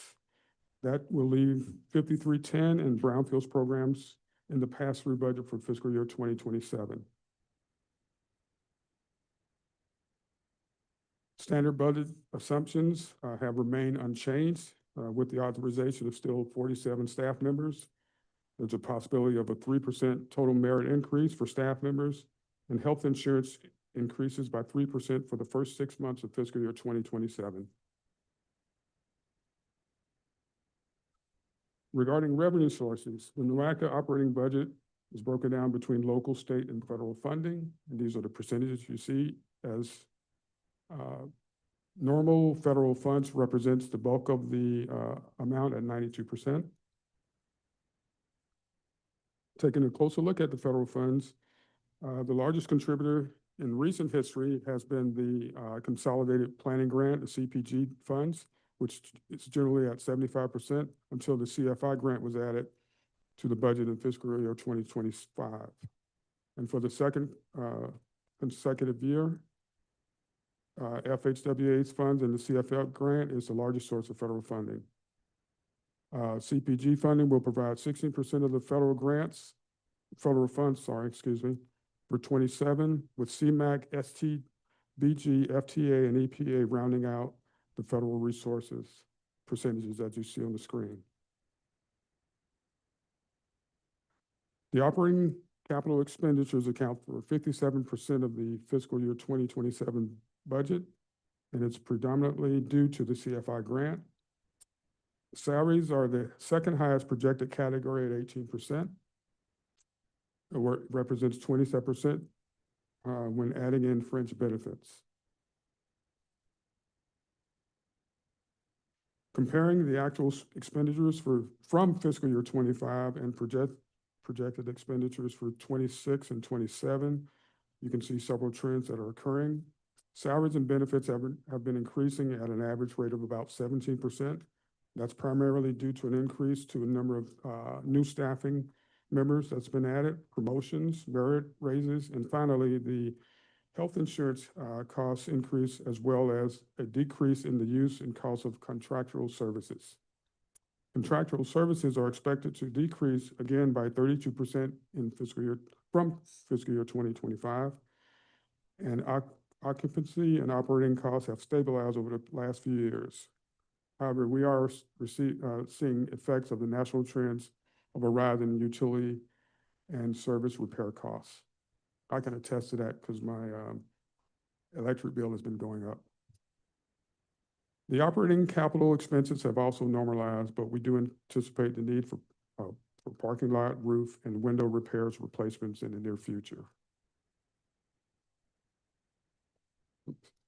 The other capital category accounts for anticipating crowdfunding revenue for the Irishtown Bend project, and again, 14.7 million for the CFI electric vehicles charging station project. The FY27 draft overall work program, OWP, has been posted on the website since February 9th. It's under review for public comments, and there's the address where the public can provide comments to it. Next steps is the state fiscal year OWP. The draft actually is due to ODOT and federal agencies again on March 6th. Board action will occur on March 13th, and the final document is due to the feds and ODOT on May 8th. Again, this is the request that the executive committee place the state fiscal year 2027 OWP on the board agenda. And I'll stand for comments. Thank you. Thank you for that report. Can I have a motion? So moved. Second. Second. Okay. Any discussion? Yes. I'm looking at the areas of the OWP 605, and I see a number of areas that have no names listed as far as manning those areas. 605.3, 6, 7, 8, and 9. And so I'm just wondering where we're going with those areas and how are they going to meet the OWP if they don't have the manpower to do that? Ronnie? Is this in the slides you're saying? No, it wasn't the slides, it was actual OWP, and it would have been on 605.3, 6, 7, 8, and 9. There's no manager listed, there's no senior manager listed for those. If you may, I don't know the numbers by heart. Yeah. Are those I'm assuming that they're engineering. We are currently interviewing for engineering positions.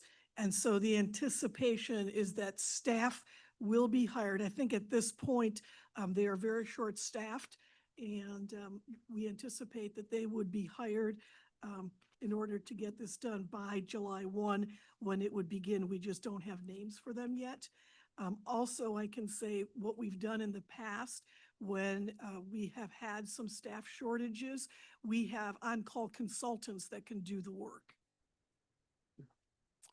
Okay, and I the noticed- areas where freight planning.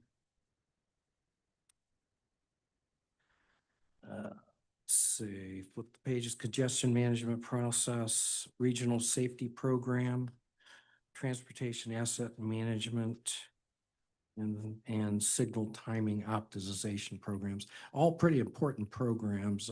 So I was just looking towards seeing that. I do see names listed lower down in that as far as, being members of a team, but nobody at the senior level. Yeah, I think, and Ronnie, correct me if I'm wrong here, we recently made a change to the structure of transportation planning and engineering division. So we do have a vacancy at that senior level that we are looking to fill. And part of that is we actually have another vacancy at the senior level as of late, and we're looking at the best way to position the work that needs to be done.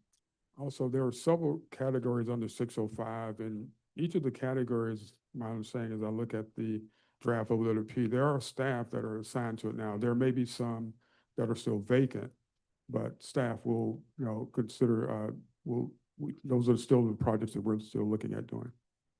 It sounds like in some of the cases, the director position is what you're referring to. We do have co-interim directors now in place until we fill that position. Yeah. And there are times when you see vacant, it doesn't necessarily mean that the project or activity will not occur. It still will occur. It's just that at the particular time, that's a vacant position and we're actively looking for new employees. All right, I have another question. Page 39, I see under 6102 climate action planning from this fiscal year 25 actual 497, that's thousands, is going to increase to 821 this year. And in light of what the federal government is doing and just a recent change in the endangerment findings and deregulation actions that are occurring currently, how is that going to affect those numbers? Will they be coming down to a reasonable level, not increasing by nearly $320,000? With the climate action plan, we did receive a grant for that specific purpose. Those are the funds that we set aside to complete the plan, as well as to provide the counties with funding to do their climate action work. At this time, there is, I want to say, at least $500,000 of that has not been spent. When that is spent, that will conclude the climate action activity on on that grant. So there is nothing that is represented that is not related to that grant, I believe. Ronnie? Yeah, for fiscal '26, it was 821,648. For fiscal year '27, it's 423,878. So that's the amount that will be spent now.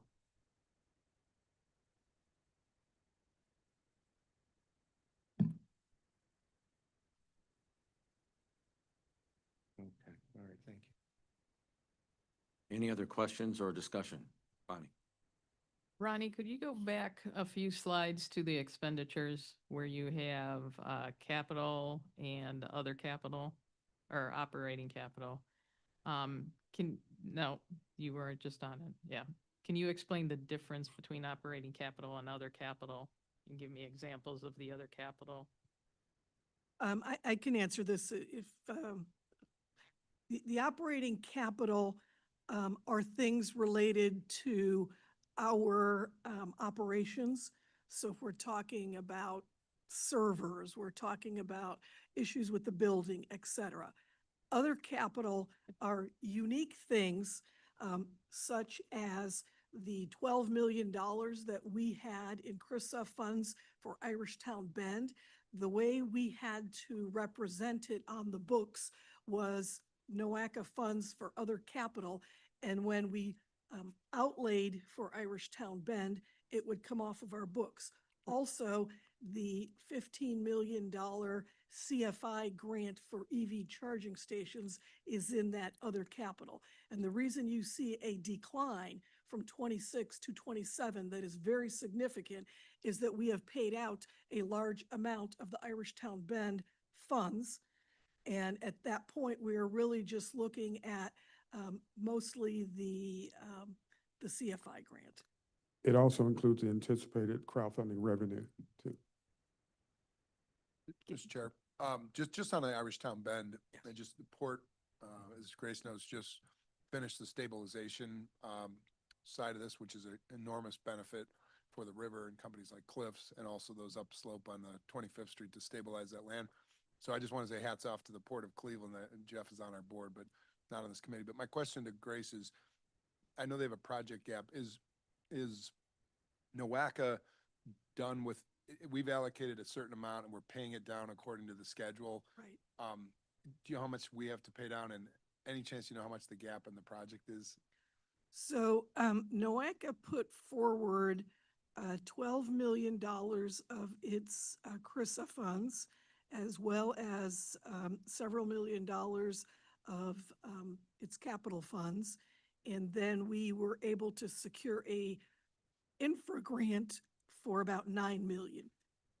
At this point, I believe all the drawdowns should be complete on our part or very close to it. I know that the closeout of the project really won't happen until April 1st, so there might be a few more invoices. In terms of whether there's a gap, I will ask Ed May to speak to any gap that currently exists. And there may be a few $100,000 of a gap out of the $50-60 million, but. At this point, it appears that, well, we haven't gotten all the invoices in yet from the port to reimburse them. But at this point, we don't anticipate a funding gap. But there could be change orders. There could be some contingencies that may enter into it upon the completion of this project. So at this point, there does not appear to be any unforeseen or unaccounted for expenditures for which we would not be able to provide our portion of it. Just on the point, is NOACA's allocation to this for a discrete part of the project, or is it? Primarily because it's primarily associated with the slope stabilization. Okay, Yes. okay, so that's a part of that, essentially that first phase. Yeah, correct. I think there's still some project need on the overall of the implementation of the park, but good to know we're closing out on this. I think so, yes. Yeah, okay. Yeah, the park is completely separate. NOACA has some funds in the park regarding transportation alternatives, but the majority of the funding for the park at this point is out of NOACA's jurisdiction. Yeah, it's a project of regional significant benefit, and if there's anything we can see out in any federal funds in the future, I think they have a few million still to raise, so, yeah, but I'm glad we've been involved. Any more discussion? Okay. Call for a vote. All in favor? Aye. Aye. Any opposed? Okay. Motion passed. Go ahead. Make a point of clarification. I wanted to ensure that it is clear that the reason we bring the OWP to the budget, or OWP to the executive committee for approval separate from the other projects, is that it is actually the responsibility of the executive committee per the code. We do bring it to the planning and programming committee for content, and we do bring it to the finance committee for the budget component, but it does not get approved there. This is the committee that actually approves it to move forward to the board. And I know there was some confusion on that a couple of years ago, where the perception was that finance was the final committee. And again, it's really this committee that does that. So we wanted to make sure it was covered here separately as opposed to with the other projects, just so that way there isn't any confusion. Okay, we'll move to regional strategy for coordinating funding opportunities, update third quarter SFY 2026. Presenter Bev Bertzlaff. Good afternoon, members of the committee and to the chair. Bev Bertzlaff, I'm Associate Director of Government Affairs at NOACA. And I'm bringing to you updates to our regional strategy for coordinating funding opportunities for the third quarter of state fiscal year 2026.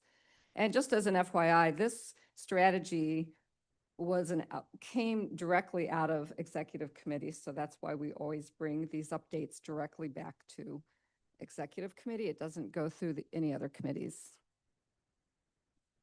So the action requested here is to request that the executive committee place the following item on the board of directors agenda for March 2026. Approval of the regional strategy for coordinating funding opportunities update for third quarter of state fiscal year 2026. Previous action updates to the strategy were approved by the board in December 2025. So just some background, the IIJA Regional Strategy for Coordinating Funding Opportunities, we call it the strategy. It was developed as a strategic approach to prioritizing regional applications for the IIJA discretionary funding opportunities. When that law passed, numerous new discretionary funding programs were created, and we wanted to coordinate those and make sure that the region's highest priorities were moving forward to apply for funding. And the board adopted this strategy via resolution 2023-018. And the strategy does allow for changes or updates between quarterly updates subject to board ratification. And that's what's happening here today. We'll explain that more in a minute. There's guidance for updating the strategy adopted also by the board via resolution 2023-032. We made sure our strategy was flexible. We knew that updates would be needed, and pretty much every quarter we do adopt updates. So most of you are probably familiar with this process. So updates to programs and projects are reviewed quarterly, and any community can propose an update by submitting a form on NOACA's website. If you want to add a new project or move a project to a different year, or remove a project. So in your packet with the memo, there were two versions of the strategy. It's basically, it's a spreadsheet, and one is the marked up version with color coded to show the status of various projects, and then there's an unmarked version, the final version. So for this quarter, there's only one update that's been proposed, and this comes from Cuyahoga County. They proposed to add the Highland Bluffs and West 117th Street Lakefront Corridor connection to the build program on the planning side for 2026. The build program is one of the major funding programs offered out of USDOT. It is currently open for applications as we speak. And as you may all know, for most of these funding opportunities, they offer two pots of money, one for planning and one for construction. So this is being proposed for the planning side. And there were no other competing projects that were intending to move forward. So Cuyahoga County, is welcome to add their project to the strategy at this time. There's nothing ahead of them, so to speak. So for the March meeting, we're proposing board ratification, and the reason for that is because I'll just read you language from the resolution that created the strategy. If funding opportunities or grant program changes occur between NOACA board meetings, NOACA will work with affected partners to update the strategy for ratification at the next board meeting. So it's a little bit of after the fact, but we envision these situations would come up where funding opportunities and project timelines and board meetings, considering that we only have 4 board meetings a year, that sometimes the timing wouldn't line up just right. So there is a provision allowing for a ratification, because by the time the board meets in March, this funding opportunity will have already closed for applications. Staff will continue to follow guidance from the federal agencies on existing programs and guidelines. We'll continue to collaborate with all of our partner communities and stakeholder organizations to ensure that project applications are submitted. We'll update the funding resources webpage that we maintain on a regular basis, and we will continue to update the strategy for calendar year 2026. So the action today, we request that the executive committee place the following item on the board of directors agenda for March 2026. Approval of the regional strategy for coordinating funding opportunities update for third quarter state fiscal year 2026. Thank you. So moved. Is there a second? Motion? Second. Any discussion? Okay. All in favor? Aye. Aye. Any opposed? Motion passed. Thank On, you. Thanks for the report.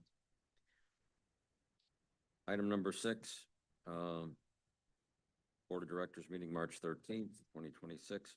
Grace will cover the recommended items which has been vetted by other committees or placement on the Board of Directors March 13th, 2026. Meeting agenda as a group, and we will take a single action on them unless a motion is made to separate the act individually on a one or more item basis. Thank you. So this is the first time that we will be utilizing the consent agenda. As you recall, last year, we approved some changes to the charter of the executive committee to permit putting a slate and getting them approved as a consent agenda. What I'm going to go through now are 3 separate categories of items, and then we will approve them all at once. The first item is the consent agenda. So we will go through the 5 items that we believe should be on the consent agenda. Then there are a few items that we believe should be separate on, and we call those individual action items, and there are 4 of those. And then there is 1 item that is a presentation item. So starting with the items that we are recommending, staff is recommending that be considered consent agenda for the board meeting on March 13th. The minutes, I think that one is a simple one. I think we can all agree to that one. That was our easy one. Also, the regional strategy for coordinating funding opportunities that Bev just gave you a presentation on. Next, the request for additional NOACA funds to address project cost increases, and this is for the city of Chardon. Just to give you some background, again, it's still on the consent agenda, but to make sure that you're comfortable with putting it on the consent agenda, letting you know that it meets the policy requirements of additional funding. They're asking for $111,450. That will increase our contribution by 15%, which is the maximum allowable by NOACA policy.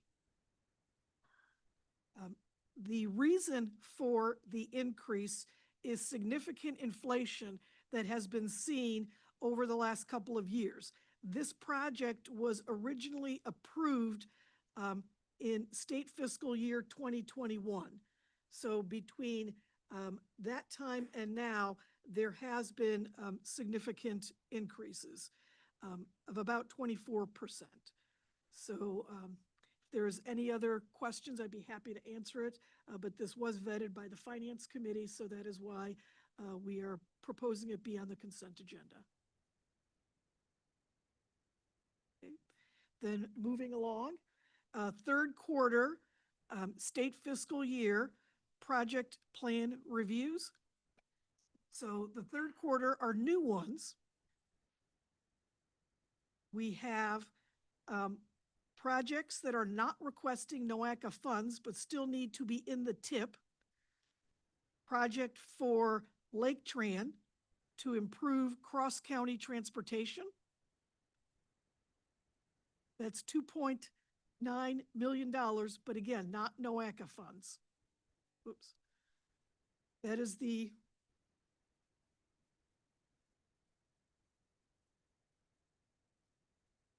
and then third quarter plan and TIP amendments.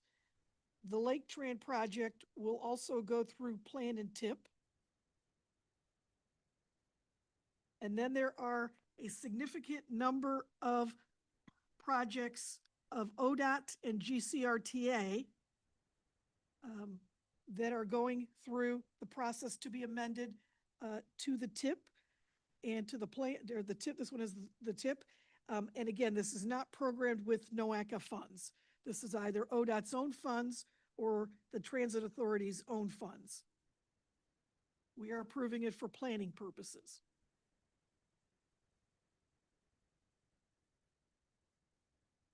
Okay.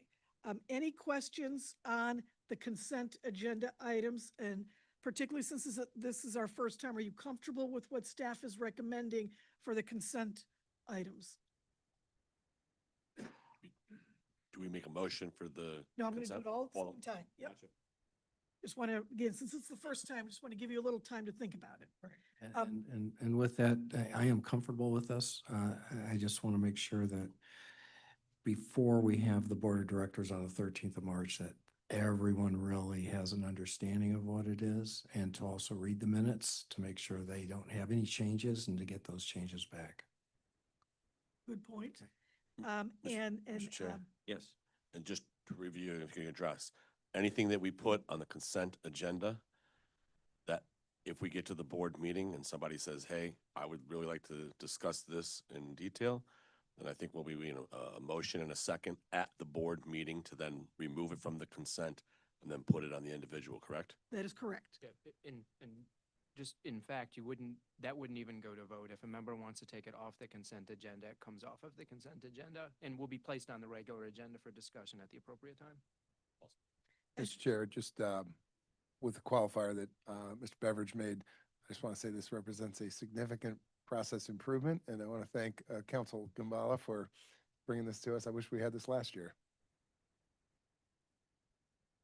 So the consent agenda items will not have presentations by staff at the board meeting. So that will save significant time. However, we will have those presentations in reserve should the board or a board member want the presentation or any detail. And then, Mr. Chair. Yes. The only other question I had about that would be the things that we wouldn't know as an executive committee in approving this if there's a conflict or something like that and somebody has to abstain, I guess their option would be to abstain from the entire consent agenda vote or to pull it out. If they pull it out just for the sake of abstention, though, I wouldn't think we'd need a presentation on that. Is that the practice that we will adopt? I think that makes a lot of sense. That's legally compliant. Okay, so now on the individual action items. First is the resolution of appreciation to Councilwoman Stephanie House Jones. This is for her service on the NOACA board and particularly chairing the External Affairs Committee.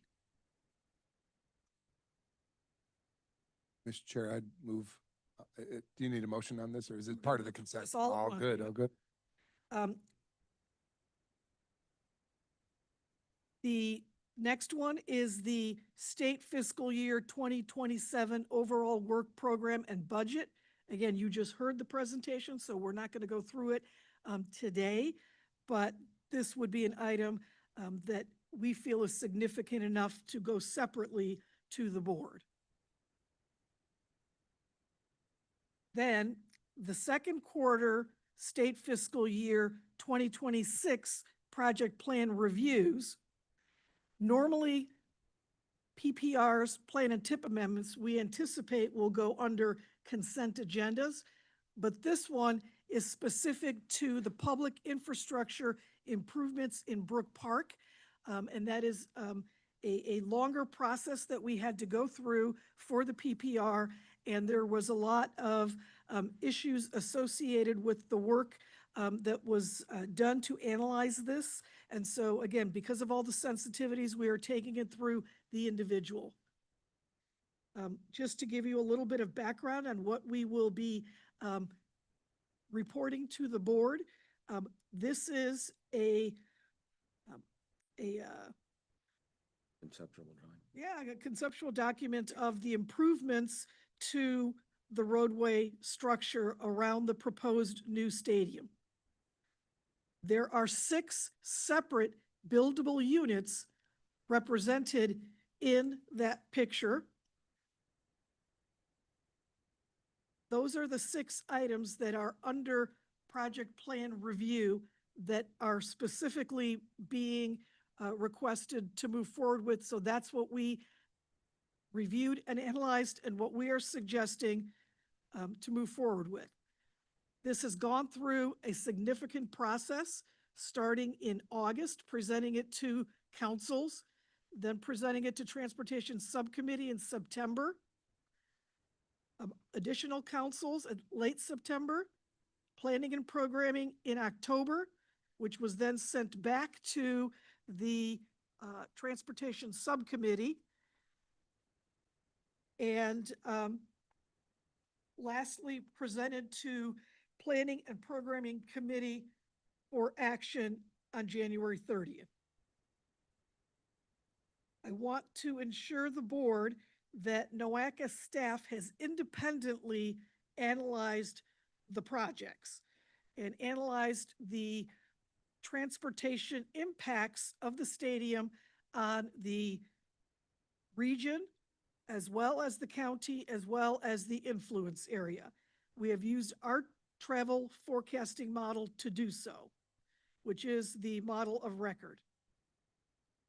The impacts of the proposed buildable units, 1 through 6, have either, most of them have medium to high positive impact. One of them has a lower level of positive impact, but they all will make some positive improvement to address the traffic situation.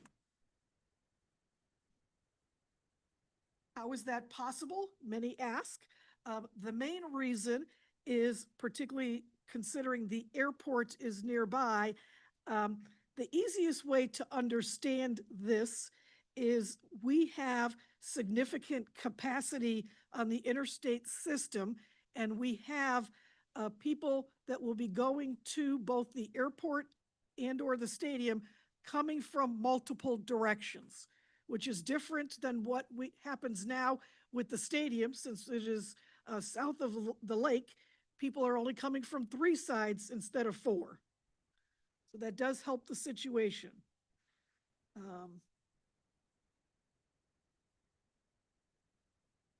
This shows the highway capacity, and 3 to 7 PM is the rush hour, so that is why we show you worst-case scenario there.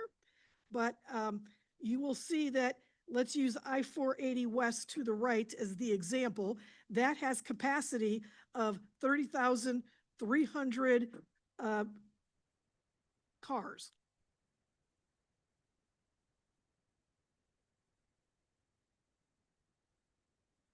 When we look at how that will be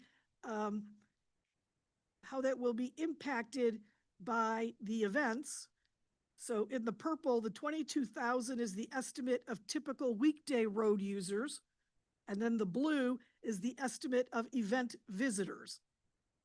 Still below the capacity of that 33,000.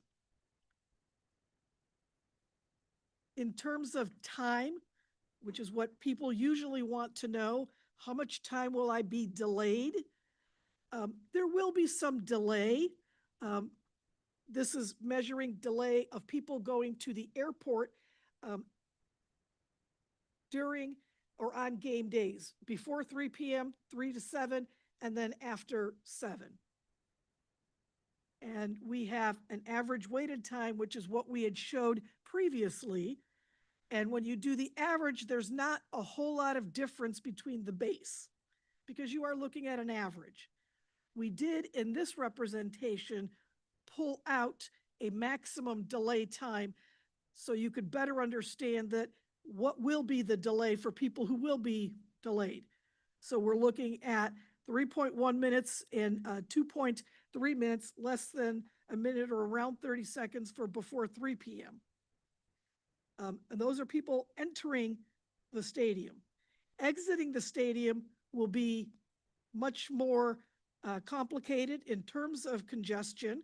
So there we have the averages being not so different from the base. You know, after 7 PM, only looking at about a minute. But if you look at the maximum delays, we are looking at nearly 5 minutes of a delay for somebody going to the airport while people are leaving the stadium. And the total hours of delay, which is how we view this often in transportation, on the way in to the trips entering in is nearly 97 hours of combined delay.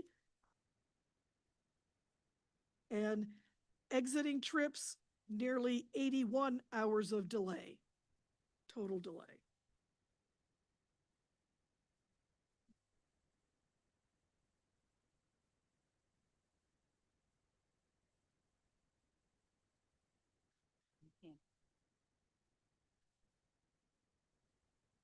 That is per day.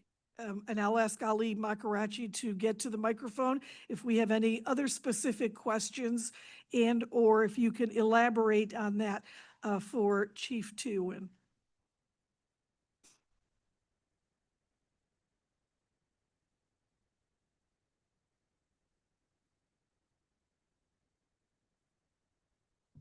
Good afternoon. These are the trips coming to the airport while this event day and this afternoon from 3 to 7. What you see there as the numbers, the total of the delay is for everybody coming in this influence area and coming to this. That shows when there was a question last time is there's no delay. There is a delay. Is that we are building now a simulation in a board meeting. We are going to show simulation, and actually you can see the cars moving and stopping, and there's a delay. But what is the average of delay or maximum delay for it? Maximum is 3 minutes, 4 minutes coming and leaving airport because there's no traffic. Usually the daily work trip is gone, and we are talking about after 7, then there's no traffic in this area, but the only traffic is leaving the stadium. So that's, you know, people after the game, they are leaving is a 4, 5, or 1 minute delay. In general, it happens. I don't know, any question I can. Go ahead, Bonnie. So just so I understand the math, if there's, I think there was a number of 32 vehicles going to the airport at a certain period of time, you take that 3,200 times the 3-minute delay, and that's how you get the 96 hours? Is that the Delay math? in that influence area, not whole the region. Yeah, In influence area, yes. okay, thank you. Mr. Chair, did you guys analyze the delay as it relates to Southwest General Hospital? Yes. What's your findings there? I don't know if it's further into the Is presentation. some delay, but one thing is about South General Hospital is actually people going, for example, on I-71 southbound, and people coming to the game is using northbound. Is not completely, but is not related like airport. Airport is almost in the same direction. People coming from east, or they're using the same 480 coming to the to the airport and the stadium. But Southwest Hospital is a bit, is far from the stadium and is different direction. Just on the point though, people are coming from every direction to Southwest General. Yes, And there is an emergency department there, right? yes. All right, just, I think, getting some granular information about particularly as it relates to ambulance service. We know cars try to get out of the way, but when there's congestion, it gets more complicated for our ambulances. Yes, we have, I mean, I don't know whether we have this slide here or not. We don't, I'm sorry. I did take the slide out of this presentation, thinking that But the we airport was showed really the on- bigger yeah. focus. I showed on the planning and programming for the Southwest General, for the airport, there are some delays, but it's less than this, but it's not a, Mr. Chair, just a point of information. This presentation, just as Mr. Beveridge brought up earlier, at a governing board level, we can ask for something to be pulled from the consent agenda into its own separate category. Can we do that also at the executive committee? Take that. We can. What we would do is the agenda that we're approving here at the committee level would just take an item that had been previously marked as consent and put Okay. on the regular. If This, it's I believe, not- is on the regular. This is on the regular, but I think what Executive Ronayne is asking is when we take a vote here at the executive committee, which we will do consent, individual, and presentation, you would like to remove this item and vote on that separately. Yes. Yeah. That's fine. That's a request. We can do that. Okay, thank you. Further on this item, so staff have determined that they are satisfied that the requirements of PPR, which is Project Plan Review, have been met for the buildable units 1 through 6. These address the traffic impacts of the development only in the city of Brook Park, however. So to the point of Southwest General Hospital, which is not in the city of Brook Park, those need to be studied further. And I know that there is a traffic analysis being done on Bagley Road separately right now, although we are recommending that approval be conditioned upon further study and development of infrastructure proposals related to the communities outside of Brook Park, but yet still within the influence area. And so our intent is to treat buildable units 1 through 6 as a phase 1 of infrastructure projects needed to support the Browns Stadium development. And that infrastructure projects outside of the city would be a phase 2.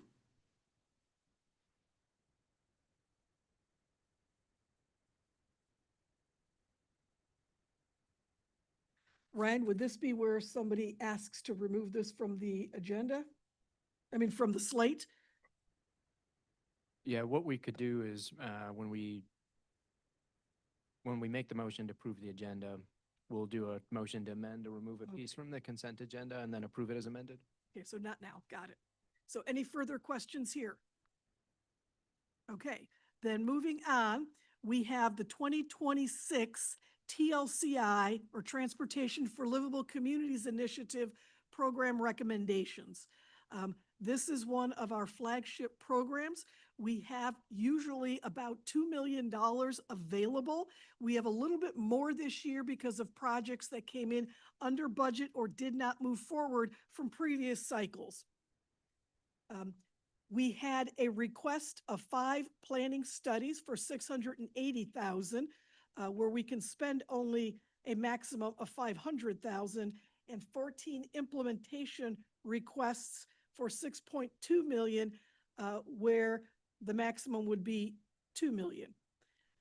Available funds for 2026, as I mentioned, was a little bit more. It's actually at 2.3 million and some change.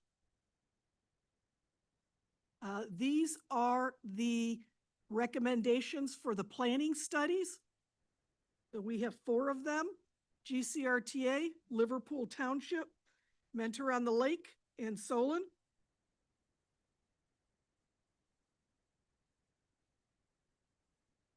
For the implementation projects, we have 6 recommendations: Bay Village, Bedford, Grand River Village, Lake Tran, North Royalton, and Richmond Heights. The lowest amount that we have provided here is 122,000 because that's what they requested. The highest amount that we've provided is 438 because that is what they requested.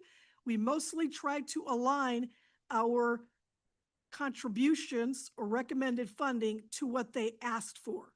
However, in one case, and that would be Lake Tran, they asked for 1.5 million, and we only were able to provide 344,000, which is still a substantial contribution. They have agreed to that lower amount, recognizing that they are building a stack for funding that project.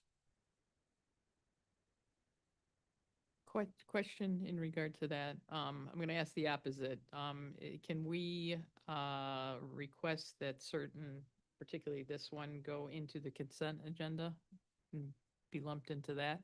You can, right? Yeah, this is just a proposal from staff. Yep.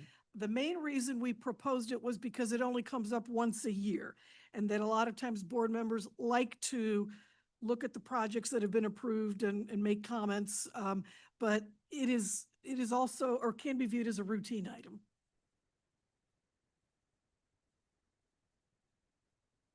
Okay, so that takes us to the last item on the proposed agenda for March 13th, and that's a presentation item.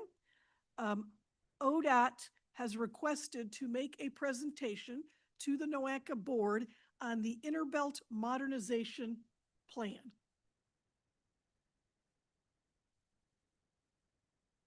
So that concludes my comments on the projects to move forward. And again, we have consent item agendas, individual items, presentation items. I think we heard one item coming out of individual action item for approval here today. And we also heard a proposal for moving an individual action item to consent agenda for the board. I would think you would want to take, actually legal can answer the question, but I think you want to take the item moving individual to consent first. I would agree. Yeah. So do you need any action on that? Would just be a motion to amend the proposed agenda in accordance with the proposal set forth by Ms. Tewan. Do we have a motion to Yeah, can you just start? add this? Second. Now that's put in. Yeah, do you want to vote in favor of Okay. that amendment? All in favor? Aye. Any opposed? Motion passed to include that item. Okay. Now I understand there's going to be a second motion to amend. Correct. We are making a motion to amend the individual action item H and remove it from this action and make it its own action as to whether or not it moves forward for the board agenda. Okay. So moved. Can I ask for clarification what that means by making it its own action? Because these are individual actions to begin with.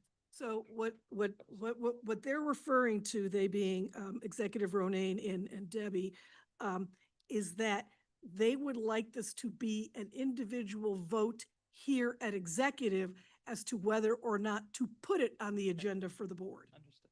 Got it. Okay.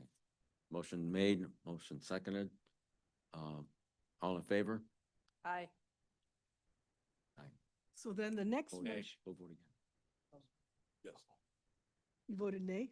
Yeah. Okay. But we're gonna vote on this individually after this. Yeah. Yeah. Okay. So that was, okay, so it passes, I think the motion passes, and therefore it will be voted on separately here at executive committee Today. today. Yeah, Today. okay, today. So then the vote now, we will have, go ahead. Yes, I voted nay to separate it. Correct. And now I'll make a motion to approve the existing consent agenda items and the rest of the individual items on the agenda as well as the presentation, separate from the one that was just removed.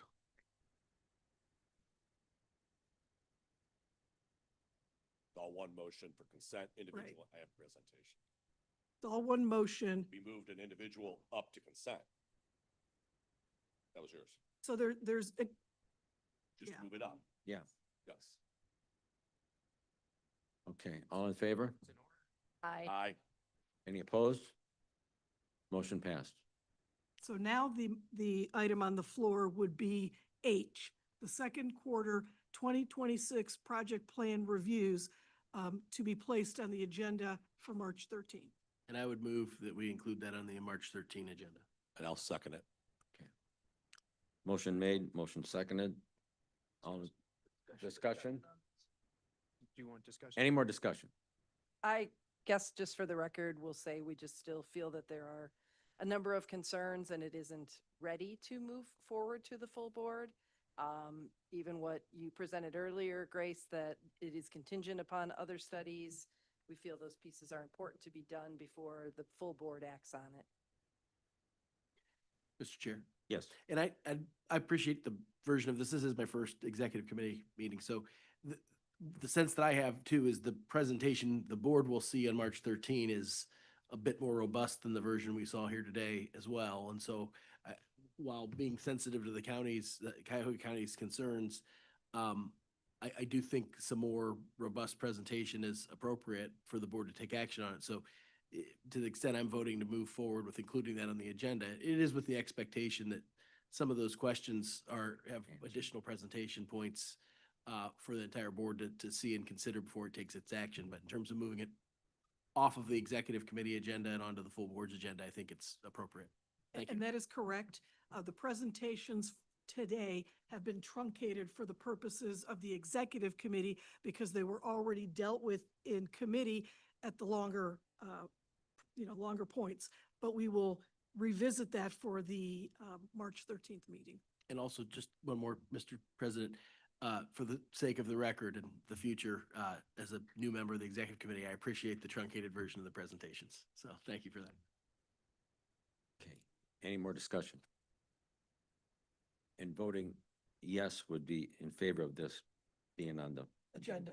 right. Okay, and voting no would be no. Correct. Okay, go ahead. One question. Is this, is the, this study, is this on the long-range plan?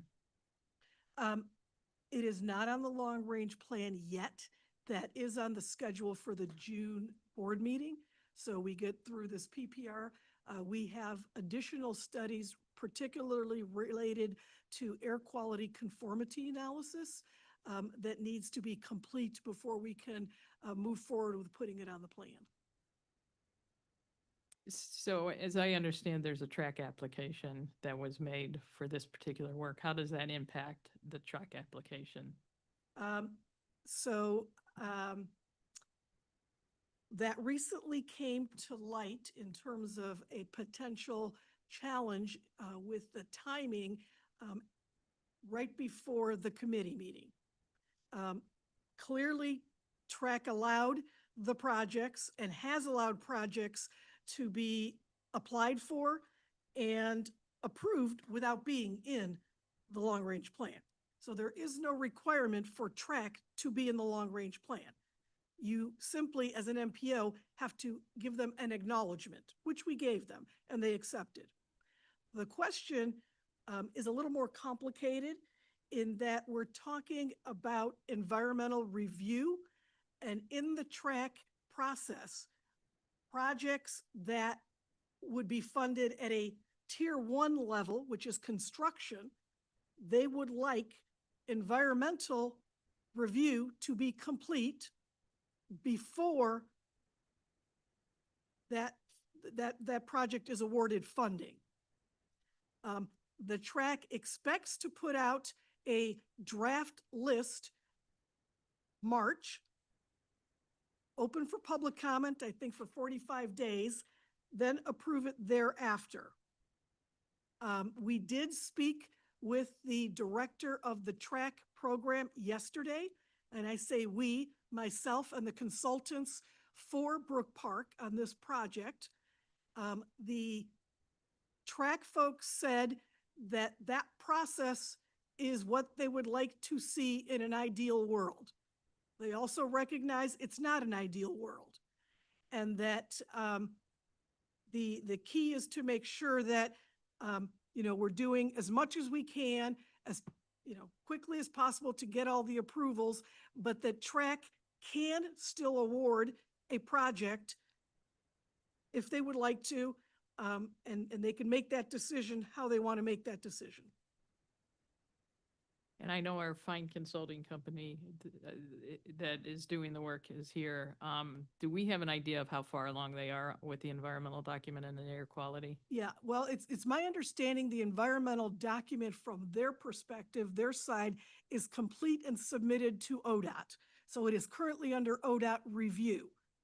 The air quality conformity is a separate analysis that the MPO does in partnership with the other MPOs in the air quality region. So we work with AMATS, the Akron MPO, to do the air quality conformity analysis, for example. So that's what is still needing to be done. And this project, in many ways, because it's going through PPR now, and it was such a complicated item and needed so much analysis, we couldn't do them concurrently. When it's a simple project like a resurfacing, we do them concurrently. We do PPR, plan and tip amendment concurrently. But when it's something like this, and it does state in our policies, it could take 6 months or more to get through our process on these kinds of projects. Thank you.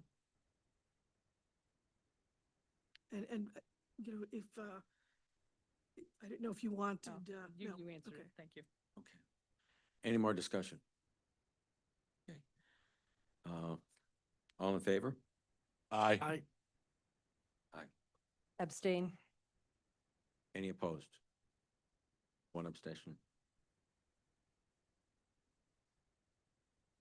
What's the vote? 4, 5, yes, 5 yes, and 1 abstain. Yeah. Passes. Motion passes. Okay.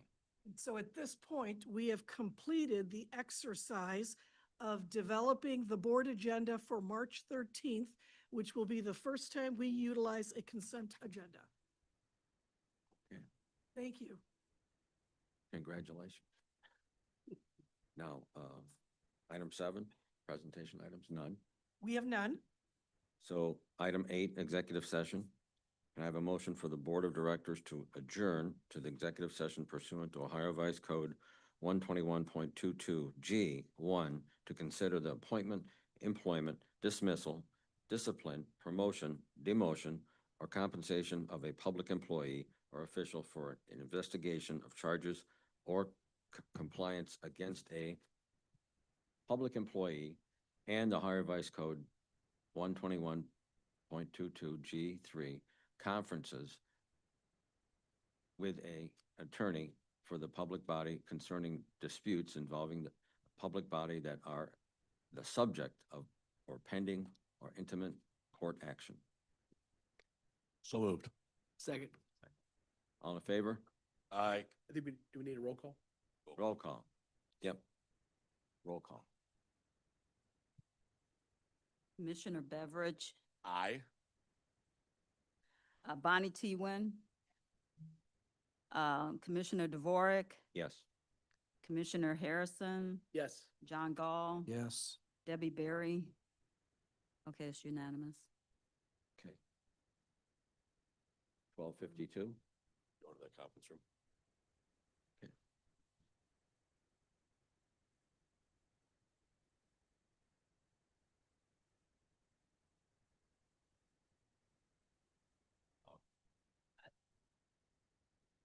Probably not.